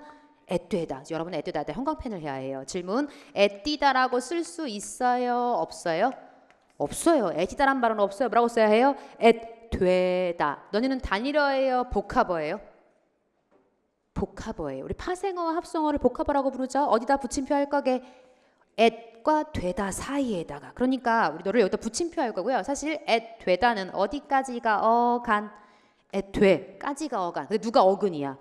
되다에 네가 어근이야. 사실은 이 애되다에 대해서 약간 우리가 물음표도 할 수 있고 별표도 할 수 있는데, 이유가 뭐냐면 이 at을 접사로 보는 학자도 있고 이 at이 접사가 아니다, I 출신이다, 즉 네가 또 하나의 어근이다 라고 보는 학자도 있어. 그러니까 네가 어근이 두 개다 라고도 판별할 수 있고, 아니면 네가 어근의 접사라고도 판별할 수 있어. 그러나 네가 어떻게 봤든 어간과 어근 일치해요, 일치하지 않아?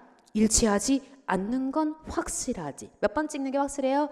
1번 찍는 게 확실하고, 우리는 애되다에다가 별표하시고, 애되다를 과거에는 이 at을 애호박할 때 애처럼 접사로 보는 게 일반적이었어요. 근데 점점점 이 at이 접사가 아니라 iat을 가는 어근 아니냐 쪽으로 기울고 있어. 그래서 애되다 표기도 중요하고 이 at이 i로 보고 있구나. 최근 국립국어원은 i 쪽으로 보는 견해 쪽으로 기울고 있어요. 그래서 지금 2019년 4월 현재 이 애되다가 파생어가 아닌 쪽으로 기울고 있다까지 여러분한테 알려드립니다. 그래서 애띠다가 아니라 뭐라고 써야 된다고요?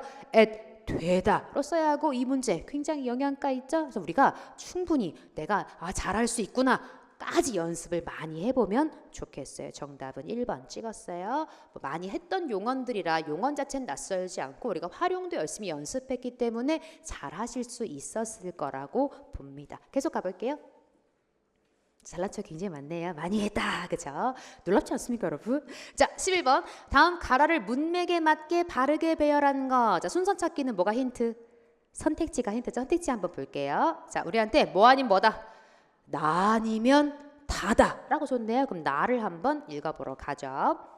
기억과 사유, 상상과 표현은 인간을 인간이게 하는 독특한 능력들의 목록을 대표한다. 자, 인간을 인간이게 하는 목록 불러줘요.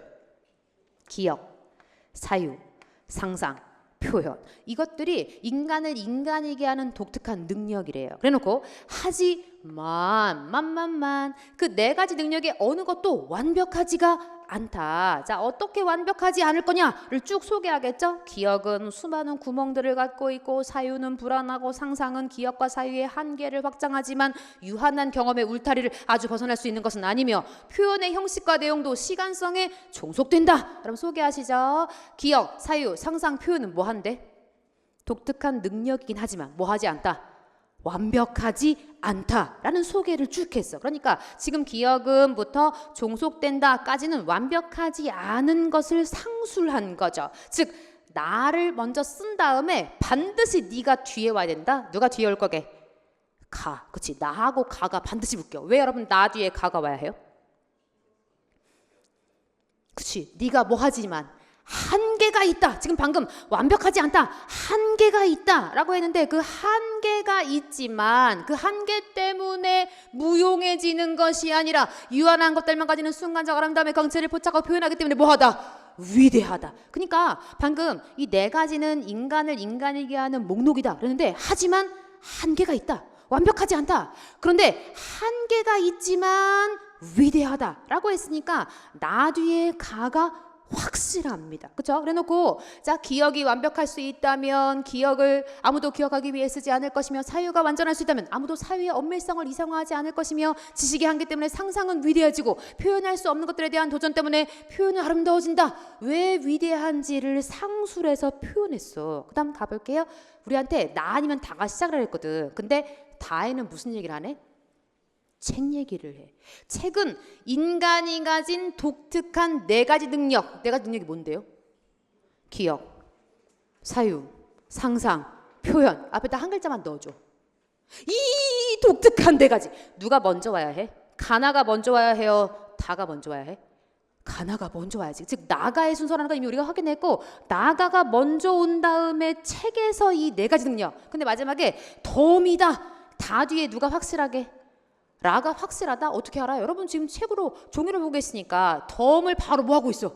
받아주고 있어. 꼬리 잡고 있어. 그러니까 다 뒤에 라는 아주 명백하고 네 가지 얘기했고, 책이 이 네 가지 능력에 대해서 뭔가 이러이러한 역할을 한다 라고 했으니까 누가 먼저인지 확인해야죠. 선택지 한번 볼까요? 당연히 두 개가 있겠지. 뭐도 있고? 나가 달아도 있고 달아 나가도 있고. 그치? 이 두 개가 묶인 건 확실하니까 누가 먼저일 거냐 사실은 우리한테 그걸 묻고 있는 문제이기도 하지. 몇 번 찍어야 해요?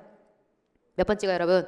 1번 찍어야지. 그치? 이 네 가지 능력을 채기라는 뜻이니까 그래서 우리가 어떤 말을 주면 그 말을 어떻게 받고 있나를 확인해야 하고 이 지문 자체 굉장히 의미 있어요. 왜 그런지 알아요? 봤거든. 안 봤어요 여러분?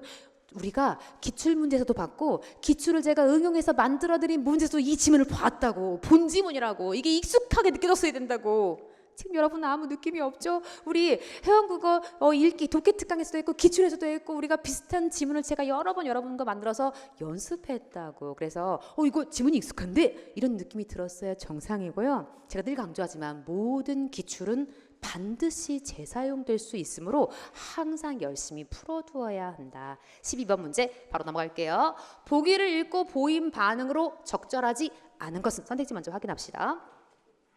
야, 우리가 제일 싫어하는 뭔가 논리 문제인가 봐. 나는 남자이다와 나는 남자가 아니다는 모순 관계에 있다. 모순 관계가 먼저 확인해야 될 것 같고요. 두 번째, 어떤 것이든 사람이거나 사람이 아니다는 배중률에 해당한다. 그다음 세 번째, 어떤 것이든 사람이면서 남성이 아닌 것일 수 없다는 무모순율. 이게 뭐야?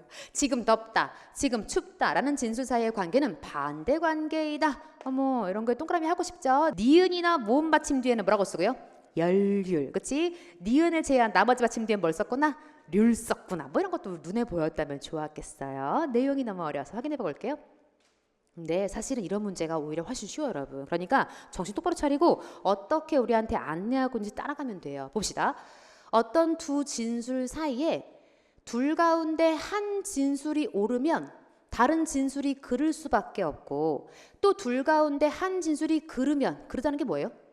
틀렸다. 틀리면 다른 진술이 옳을 수밖에 없는 관계를 모순 관계. 한 진술이 옳고 한 진술이 거짓이면 자, 이 우리 둘 관계를 뭐라고 부른대요? 모순 관계라고 부른대. 제가 의미상 true, false의 약자를 한번 써봤어요. 그러니까 이런 관계를 모순 관계라고 한대. 그래놓고 일반적으로 어떤 진술 P와 그것의 부정 P가 아니다라는 진술은 모순 관계. 자, 저를 가리켜서 고혜원이다라고 말했을 때라 저를 가리키면서 고혜원이 아니다라고 말하면 이 둘의 관계는 무슨 관계다? 무슨 관계래?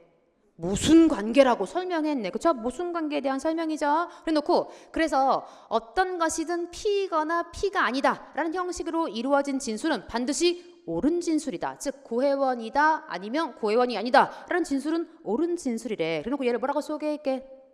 배중률. 그러니까 이런 말 옆에다가 여러분이 메모를 했어야 해요. 배중률이다라고 설명했구나. 그다음 계속 가요. 또한 어떤 것이든 P이면서 P가 아닌 것일 수 없다.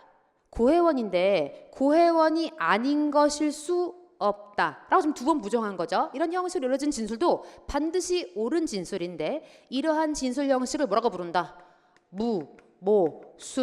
무모순율이라고 부른대. 무모순율이란 말을 했어요.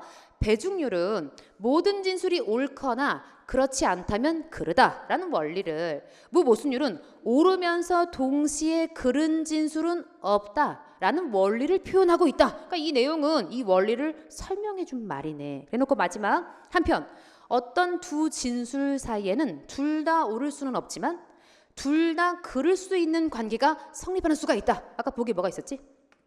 덥다, 춥다라는 보기를 줬잖아. 그러니까 한번 활용해 보는 거죠. 너 지금 뭐하니? 덥니? 춥니? 그럴 때 우리가 아픈 경우에는 덥기도 하고 춥기도 한 경우가 있지만 일반적으로 뭐 하거나 뭐 해? 덥거나 춥거나 동시에 하긴 좀 어색하잖아요. 근데 뭐 할 수는 있어? 둘 다 그를 수 있다. 둘 다 부정해봐요. 덥지도 않고 춥지도 않다. 그러니까 가능한 경우가 있잖아. 이럴 때를 뭐라고 부른다? 반대관계라고 부른대. 반대관계 그럴싸해? 이상해? 그럴싸해. 그럼 따지러 가볼게요. 현대집 확인해요. 자, 나는 남자이다. 나는 남자가 아니다는 무슨 관계다? 무슨 관계다. 맞아요? 틀려요? 맞아요. 두 번째, 어떤 것이든 사람이거나 사람이 아니다는 배중률에 해당한다. 맞아요? 틀려요? 맞아요. 그러면 3번, 어떤 것이든 사람이면서 남성이 아닌 것일 수 없다는 무모순율에 해당한다. OX X. 그럼 이걸 받는 진술로 바꿔줘요. 사람이면서 사람이 아닌 것일 수 없다 하든가, 혹은 남성이면서 남성이 아닌 것일 수 없다. 왜 얘가 나가리야? 소개하세요. 들어가는 말이 똑같아야 해. 그러니까 사람을 넣을 거면 사람을 넣든가 남성을 넣을 거면 남성을 넣든가 들어가야 할 말이 똑같은 말이어야 되는데 지금 다른 말을 쓰고 있으니까 헛소리가 된 거지. 그러니까 굉장히 어려운 척 하고 있지만 실제로는 되게 쉬운 내용이었다고. 그러니까 우리가 명백하게 P다 P가 아니다 했던 공식 써가면서 우리 앞서가 아니죠. 우리가 이론 수업 시간에 혹은 문제풀이 시간에 열심히 공부했던 논리의 뭐뭇이 아니다라고 했던 그 이론을 떠올리면서 부정이란 이런 것이었지 생각하면서 차근차근 따라갔다면 충분히 풀 수 있는 그런 문제. 몇 번 찍어야 해요? 3번 찍어야 해요. 그래서 사실은 기호 뭐뭐가 아니다 뭐 이런 논제 오류에서 배웠던 내용을 떠올렸다면 정말 문제를 쉽게 푸셨을 것 같고요. 꼭 이게 아니어도 명백하게 앞에 주어진 지시문대로 따라섰다면 틀리지 않고 여러분이 답을 잘 해낼 수 있는 그런 문제였다고 생각이 돼요. 계속 가볼게요. 자, 13번 갑시다. 보기의 논리와 같은 방식. 자, 너는 논리 방식이라고 소개하고 있는데 논리 방식 나오면 항상 제가 강조하지만 논리의 방식을 떠올려도 좋고 진술 방식 떠올려도 좋고 여러분이 알고 있는 모든 방법들을 다 떠올려서 문제를 풀어도 괜찮겠어요. 내가 당신에게서 넥타이를 빌렸을 때 그때 내가 당신 물건을 어떻게 다뤘었소? 소중하게 다루었소. 빌렸던 것이니까 소중하게 아꼈다가 돌려드렸지요. 이처럼 내가 이 세상에서 그대를 빌리는 동안에 아끼고 사랑하고 그랬다가 언젠가 이별의 시간이 되면 소중하게 되돌려줄 것이요. 자, 핵심어 두 개를 찾아내면 게임 오버네. 첫 번째 뭘 빌렸대요? 넥타이. 두 번째 뭘 빌렸대요? 그대를 빌렸대. 자, 둘의 공통점 뭐 하겠다? 소중하게 아꼈다가 되돌려주겠다라는 공통점이 있는데 너하고 너는 같은 범주 완전 다른 동네. 완전 다른 동네. 다른 동네의 공통점. 우리 이런 걸 뭐라고 말할 거게? 유추. 제가 잘 모르면 유추라고 하고 찍으라고 했죠. 유추 찾기 문제를 지금 우리한테 준 거예요. 그럼 1번 공부, 등산 다르다. 뭐라고요? 다르다. 공부는 머리로 하는 행위이고 등산은 몸으로 하는 행위이다. 둘의 공통점. 무슨 범주 안에 집어넣고? 행위라는 범주 안에 집어넣고 공통점이에요? 차이점이에요? 차이점. 즉 범주를 같게 만들어 놓고 차이점을 얘기했다. 같은 범주 차이점. 널 뭐라고 할 거게? 대조라고 할 거지. 원숭이 엉덩이는 빨개 빨가면 사과. 사실 수사법은 빨개 꼬리에 꼬리를 무는 무슨 법? 연쇄법인데 계속 가볼게요. 이 노랫말은 원숭이 vs 사과의 유사한 점 사물이다 라는 공통 범주에 놓고 네가 유사한 점 얘기했대. 우리 이런 진술 방식 뭐라고 할 거게? 비교라고 할 거지. 비교. 계속 가볼게요. 어서 많이 본 지문이다. 그렇죠? 3번 우리말을 제대로 세우지 않고 영어를 들여오는 일은 우리말 vs 영어를 들여오는 일은 마치 우리 토종 물고기를 돌보지 않은 채 외래종 물고기를 들여온 우를 또다시 범하는 것이다. 그럼 소개하시죠. 우리말과 영어는 어떤 범주야? 언어 범주. 그렇죠? 그런데 토종 물고기, 외래종 물고기 범주는 뭐죠? 물고기 범주. 범주가 같아요, 달라요? 달라요. 그런데 우리말을 돌보지 않고 영어를 들여와서 누가 다 잠식했구나. 영어가 다 잠식했구나. 이것이 마치 뭘 돌보지 않아서 우리 물고기를 돌보지 않아서 외래종 물고기가 다 우리 물고기를 잠식한 상황과 똑같다. 이런 진술 방식을 뭐라고 부를 거게?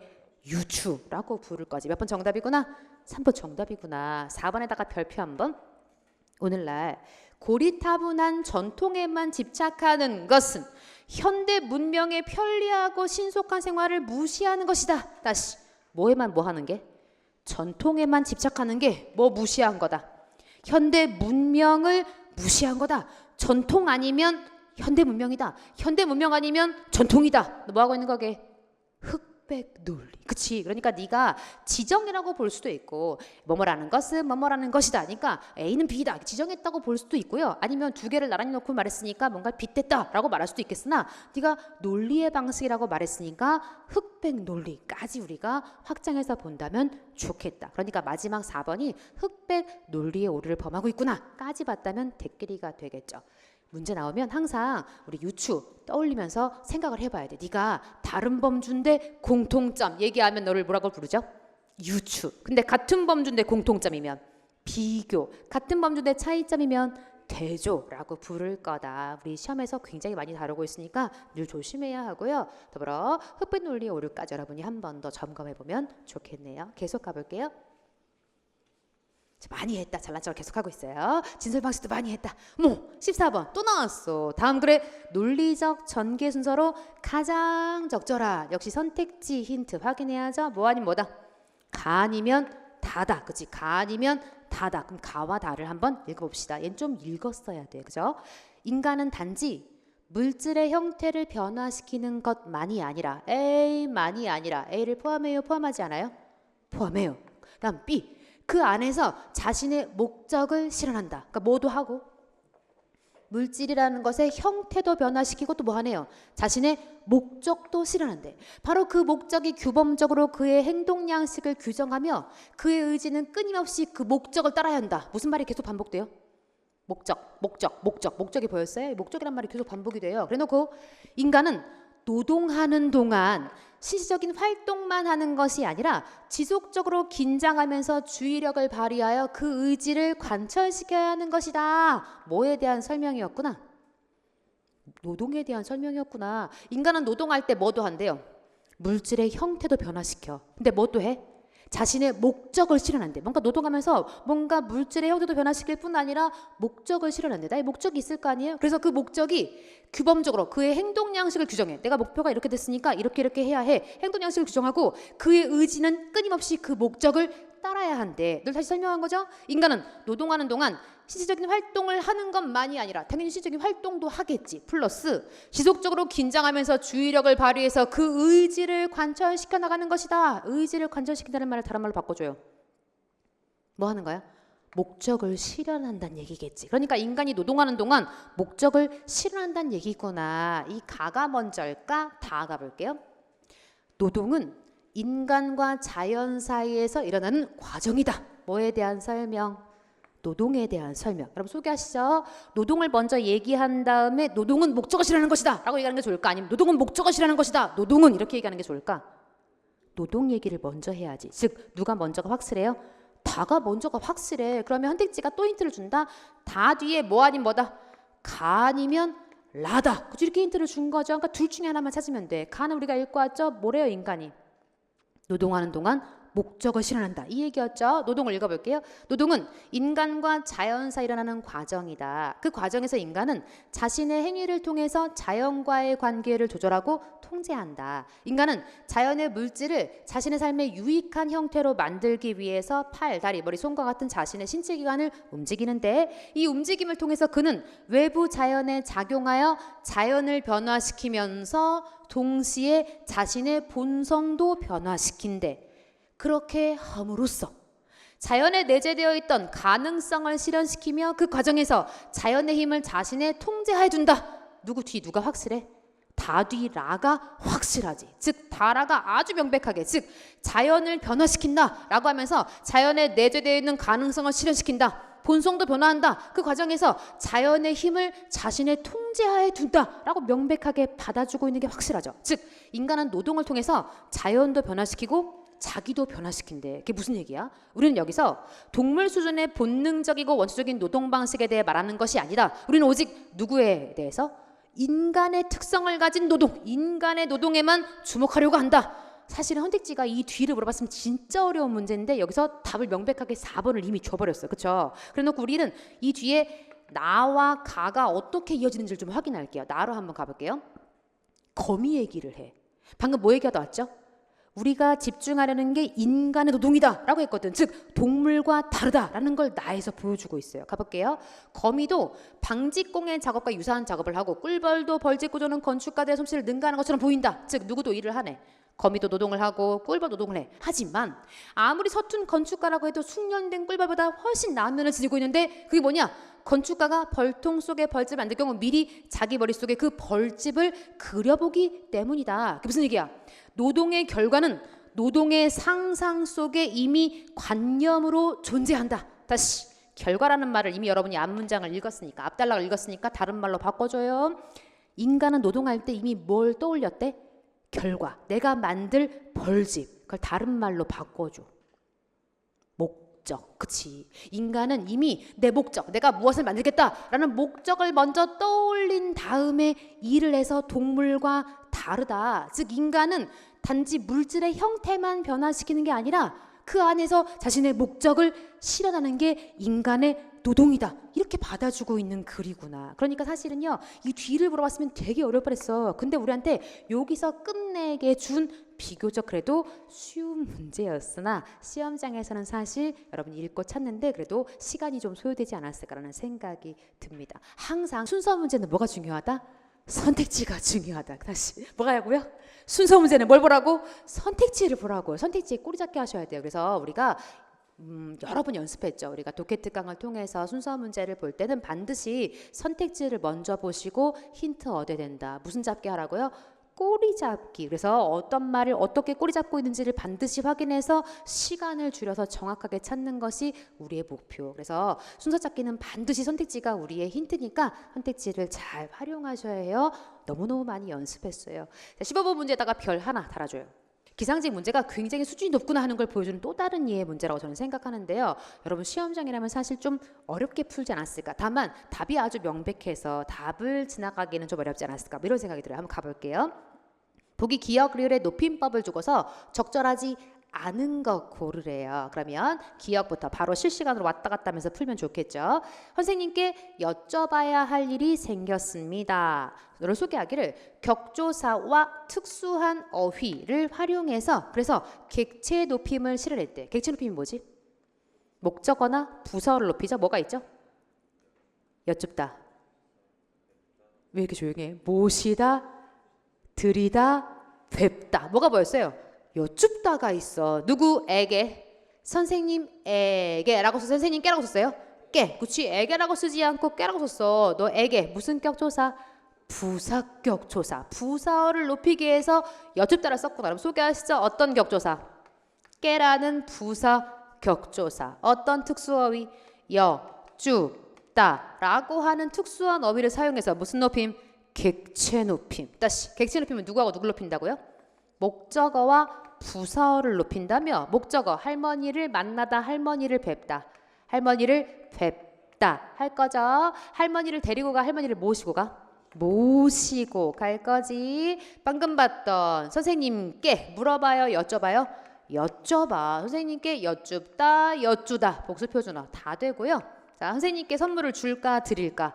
드리다 할 거지. 물론 뵙다도 되다가 가능하죠. 그래서 목적어를 높이기 위해서 누구누구를 뵙다, 되다. 누구누구를 모시다. 누구누구께 여쭙다, 여쭈다. 누구누구께 드리다. 니들은 객체 높임 당연히 실현하고요. 질문 비읍니다. 상대 높임 높였어요, 낮췄어요? 높였어요. 무슨 체? 합쇼체. 그치? 격식체예요, 비격식체예요? 격식체예요. 계속 가볼게요. 니은. 어제 그녀가 시립미술관에 갔었니? 질문 갔었니? 무슨 체? 갔었다로 끝나는 자리죠. 니로 종결해서 무슨 체? 해라체. 그럼 소개하시죠. 격식체에는 뭐가 있지? 합쇼, 하오, 또요. 하게, 해라. 소개하시죠. 합쇼, 하오는 높여요, 낮춰요? 높여요. 하게, 해라는 높여요, 낮춰요? 낮춰요. 비격식체에는 뭐가 있지? 해요체와 해체가 있죠. 해요는 높여요, 낮춰요? 높여요. 해는요? 낮춰요. 질문. 격식체, 비격식체는 무슨 높임? 상대 높임. 우리말 상대 높임은 어디에 있다? 모든 문장에 다 있다. 다만 상대 높임 무슨 뜻도 있고 무슨 뜻도 있다?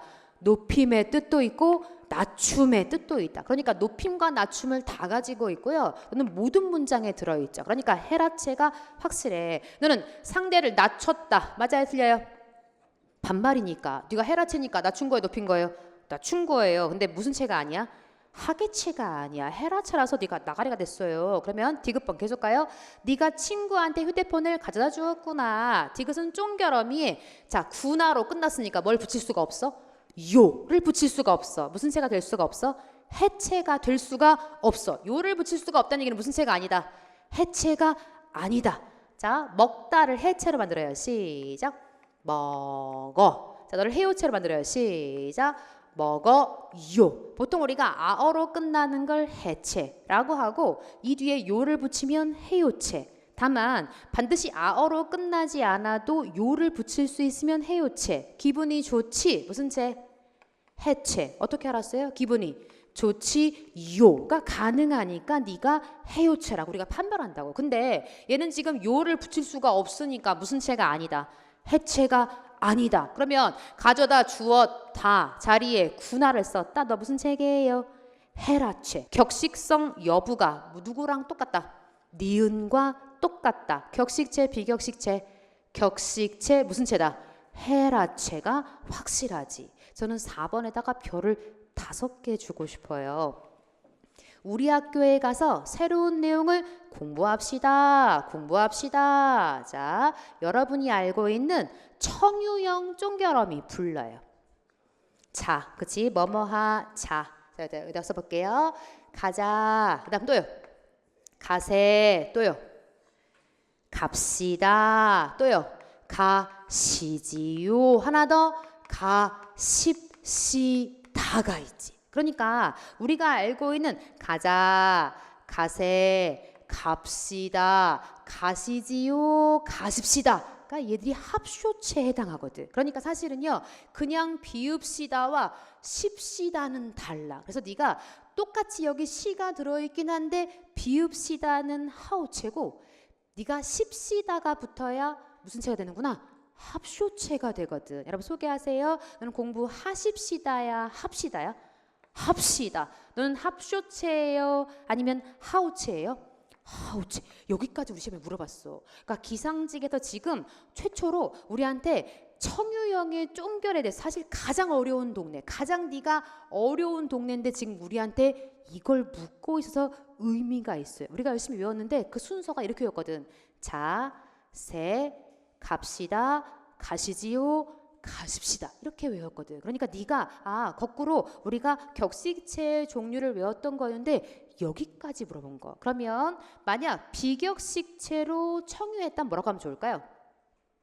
뜻이 Let's go의 뜻으로 우리 함께 갑시다의 뜻으로 우리 가라고 해서 아어로 끝낸 경우 해체. 우리 가요라고 해서 아어 뒤에 요를 붙인 형태. 그래서 아요 어요의 뜻이 우리 뭐뭐 합시다의 뜻이라면 너를 해체, 너를 해요체. 그러니까 너는 해체, 해요체의 끝과 똑같으니까 내기가 별로 낼 것이 영양가가 없는 거죠. 근데 네가 형태가 완벽히 달라지니까 영양가가 있거든. 그래서 오늘 외우기로 해요. 자, 일단 청유형 또 자체로 의미가 있거든. 청유형의 꼬리 같이 한번 읽어봐요. 시작.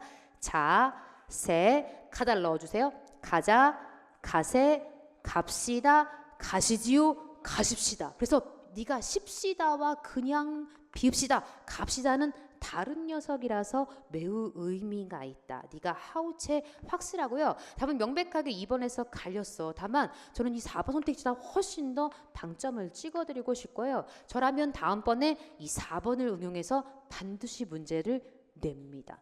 자, 우리가 얼마나 열심히 했는지 확인해드리고 중요한 표 한번 다시 한번 보여드릴게요. 보시면 다시 한번 가다를 넣어서 읽어요. 시작. 가자, 가세, 갑시다, 가시지요, 가십시다. 우리가 열심히 표로 봤어도 사실은 명백하게 외워두지 않았다면 살짝 헷갈릴 수 있는 부분이기도 한데 답이 아주 명백했어요. 그러나 표 보시면서 반드시 정리하시면 좋겠고 요즘 높임법 굉장히 여러 가지 다양하게 묻고 있으니까 반드시 대비가 필요하다. 16번 문제 바로 갈게요. 보기를 바탕으로 필요한 문장 성문에 대해 판단한 내용으로 적절한 것은 그랬어요. 바로 볼게요.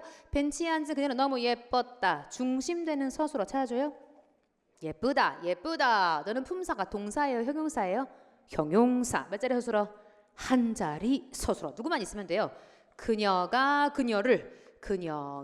예쁘다. 그러니까 예쁘다는 그녀가라는 주어만 있으면 게임 끝나는 서술어. 기억에는 문장 성분이 여러 개 있지만 필수적인 것은 누구뿐이다?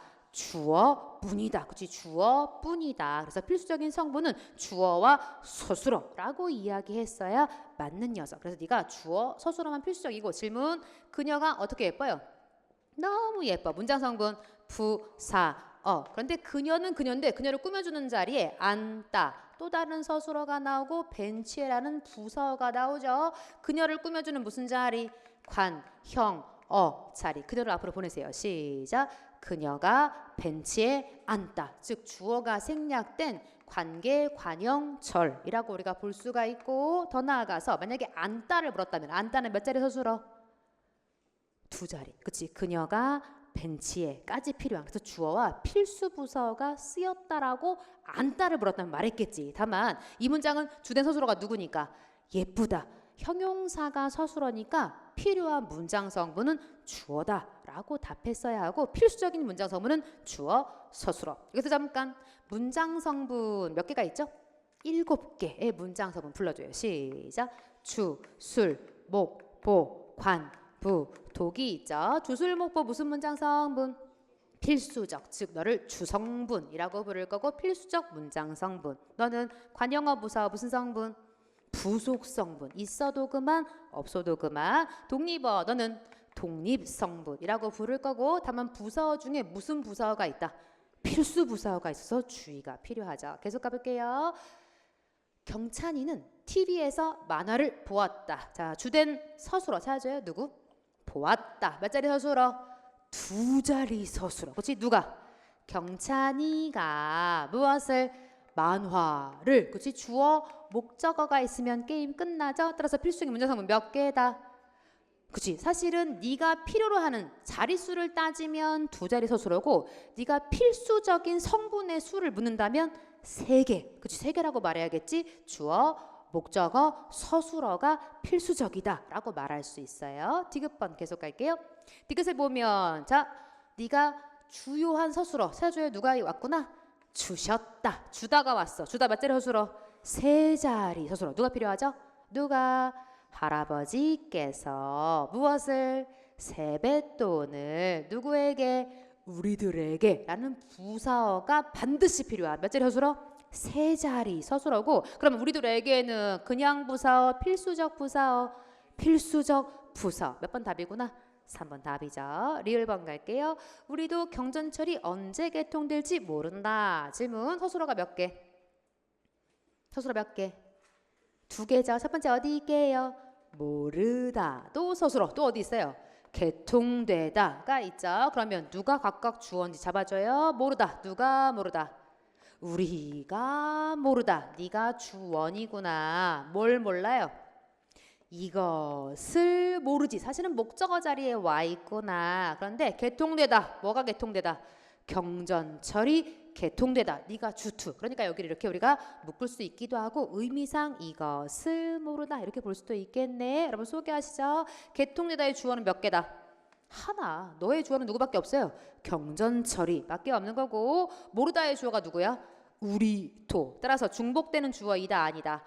아니다. 주어가 중복되고 있지 않아요. 정답은 명백하게 3번 찍었어요. 문장 연습은 다 붙는 말, 서술어 찾는 게 핵심. 많이 연습했죠? 여러분 아마 잘하셨을 거라고 생각되는데 다만 시간이 막 이렇게 조여올 때도 우리가 해내야 되니까 연습 필요해요. 17번 품사가 다른 거. 그런 거 안 읽을게요. 여러분 불러.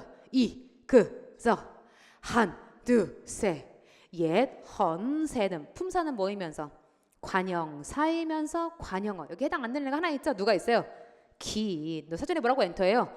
길다. 질문. 길다의 품사는 뭐이기도 하고 형용사이기도 하고 뭐이기도 하다?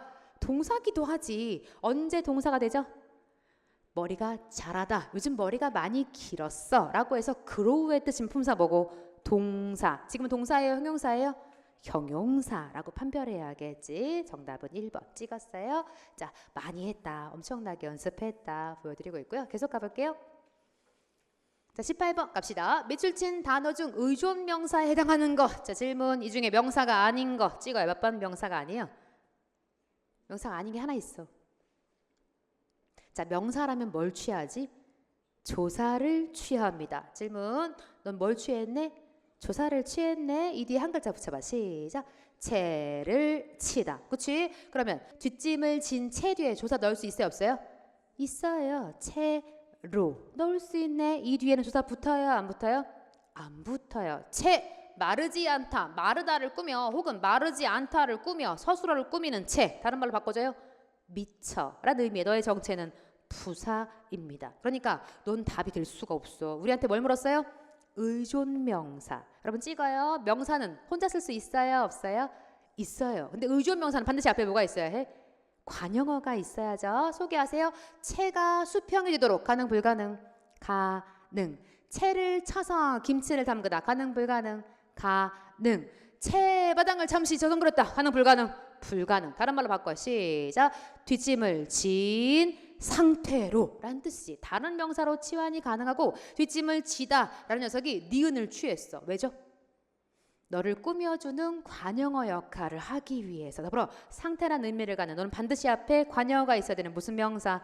의존 명사. 더불어 1번 채와 2번 채는 다의어예요? 동음이의어예요? 자, 양쪽 채가 수평이 되게 잡아라. 가마 같은데 이렇게 나란히 있는 막대기를 채라고 부르죠. 채가 수평이 되게 잡아라. 이 채와 물을 채를 치다의 채의 품사는 뭐 같아요? 명사. 질문. 니들은 다의어예요? 동음이의어요? 동음이의어. 완벽히 다른 애예요. 넌 어때요? 당연하지. 완벽히 다른 동음이의어가 되겠지. 뭐뭐한 상태로란 뜻의 의존 명사. 정답은 3번을 찍었어야 해요. 많이 했는데 여러분의 눈빛은 그런 거 한 적이 없다는 듯한 눈빛으로 저를 바라보고 계시죠? 자, 반드시 확인하고요. 19번 문제가 살짝 또 수준이 있었어요. 4번부터 갑시다. 술 취한 사람이 지나가는 행인에게 부딪다, 부딪히다 라고 썼다. 가능 불가능? 여러분 답하세요. 부딪다, 부딪히다는 언제 써요? 주어의 능동 또는요. 두 개의 사물이 꽝. 질문. 지금 누가 꽝? 술 취한 사람이 술 취해서 자기가 능동. 따라서 부딪다, 부딪히다. 가능 불가능? 가능. 이 상황에 가능한 뭘 대신할 수 있다? 부닥치다를 쓸 수 있어요 없어요? 있어요. 다만 주어가 당했다는 뜻일 땐 뭐라고 써야 한다? 부딪히다. 그렇지. 어린이가 차에 넌 뭐 한 거야? 당한 거죠? 이때 뭘 써야 해요? 부딪히다. 즉 주어의 능동이거나 두 개의 사물이 꽝 하는 상황엔 부딪다, 부딪히다, 부닥치다를 쓸 수가 있어요. 사글세, OX. 오, 모르는 사람 반성해야죠. 삭이라는 말 우리말에 있어요 없어요? 있어요. 월세라는 말 있어요 없어요? 있어요. 너를 같이 써서 삭월세라고 쓰면 돼요 안 돼요? 안 돼요. 각각은 쓰지만 사글세라는 말로 변했죠. 하나 더. 사글세에다가 방을 붙였다. 발음해줘요. 시작. 사글세 빵. 원래 없는 된소리가 들어왔죠. 누가 한자? 방이 한자. 시옷해요 하지 않아요? 해요. 뭐지? 사글세 빵. 그래서 네가 월세는 한자인데 사글세는 고유어 취급하니까 조심해야 해요. 2번 일로 근심이 많을 것이라 사료된다. 사전에 뭐라고 엔터할까? 사료되다. 질문. 우리말에 사료하다 있을까 없을까?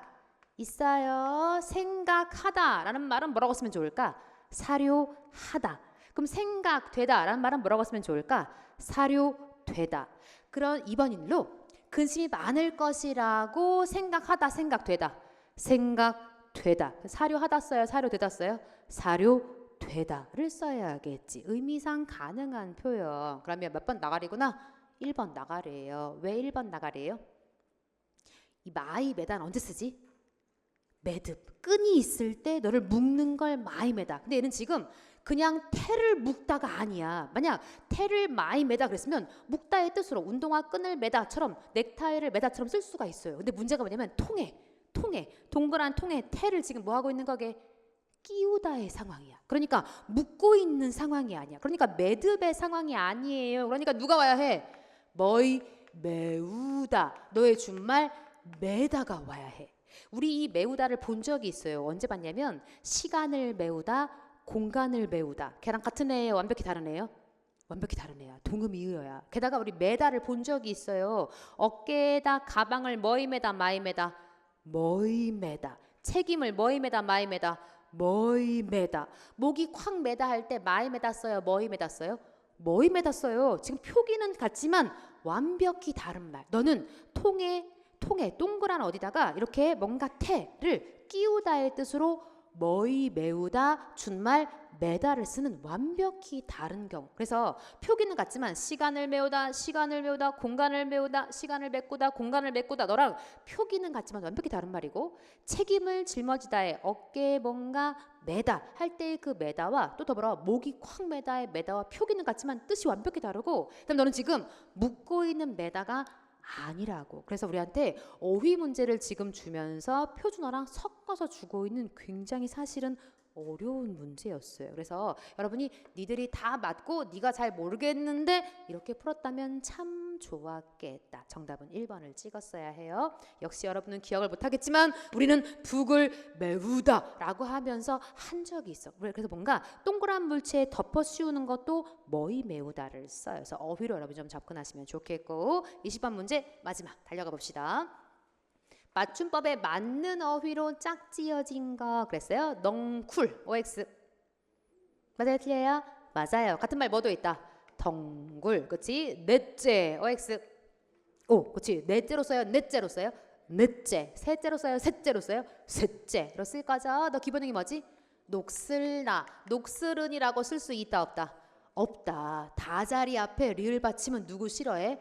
싫어해. 그러니까 녹슬은이 아니라 뭐라고 써야죠? 녹슨. 녹히다라고 써요? 녹이다라고 써요? 얼음을 녹이다라고 써요. 녹히다로 쓰지 않아요? 꼰지르다가 맞아요? 꼰질르다가 맞아요? 여러분 꼰지르다가 맞아요? 꼰질르다가 맞아요? 둘 다 틀려요. 그럼 뭐라고 부를 거게? 고자질하다. 그치? 고자질하다로 써야지 꼰지르다 꼰질르다는 표준어가 아니에요. 아셨어요? 2번 갑시다. 눈썹 OX 오 맞아요. 눌어붙다예요? 눌러붙다예요? 눌러라고 써? 눌어라고 써? 눌어라고 써. 기본이 어디서 왔죠? 누디귿다. 그것이 눕다인데 네가 누더부터 눌어부터 무슨 불규칙? 디귿 불규칙. 눌어붙다로 써야 해요. 늙으막 OX 오 맞는 표현이에요. 일일이 표기는 의라고 쓰고 발음은 일일이 악기 소리를 흉내낸 말이죠. 물크러지다 맞아요 틀려요? 맞아요. 우리말에 무슨 말도 있게 뭉크러지다도 있거든. 그래서 물크러지다 뭉크러지다 되고요. 물크러지다는 썩거나 삭아서 완전히 형체가 사라져야 해. 다만 뭉크러지다는 살짝 네가 모양이 변형됐을 때 뭉크러지다. 우리 낫 같은 거 많이 쓰면 물크러지게 될까 뭉크러지게 될까? 뭉크러지다. 모양이 살짝 변형된 건 뭉크러지다.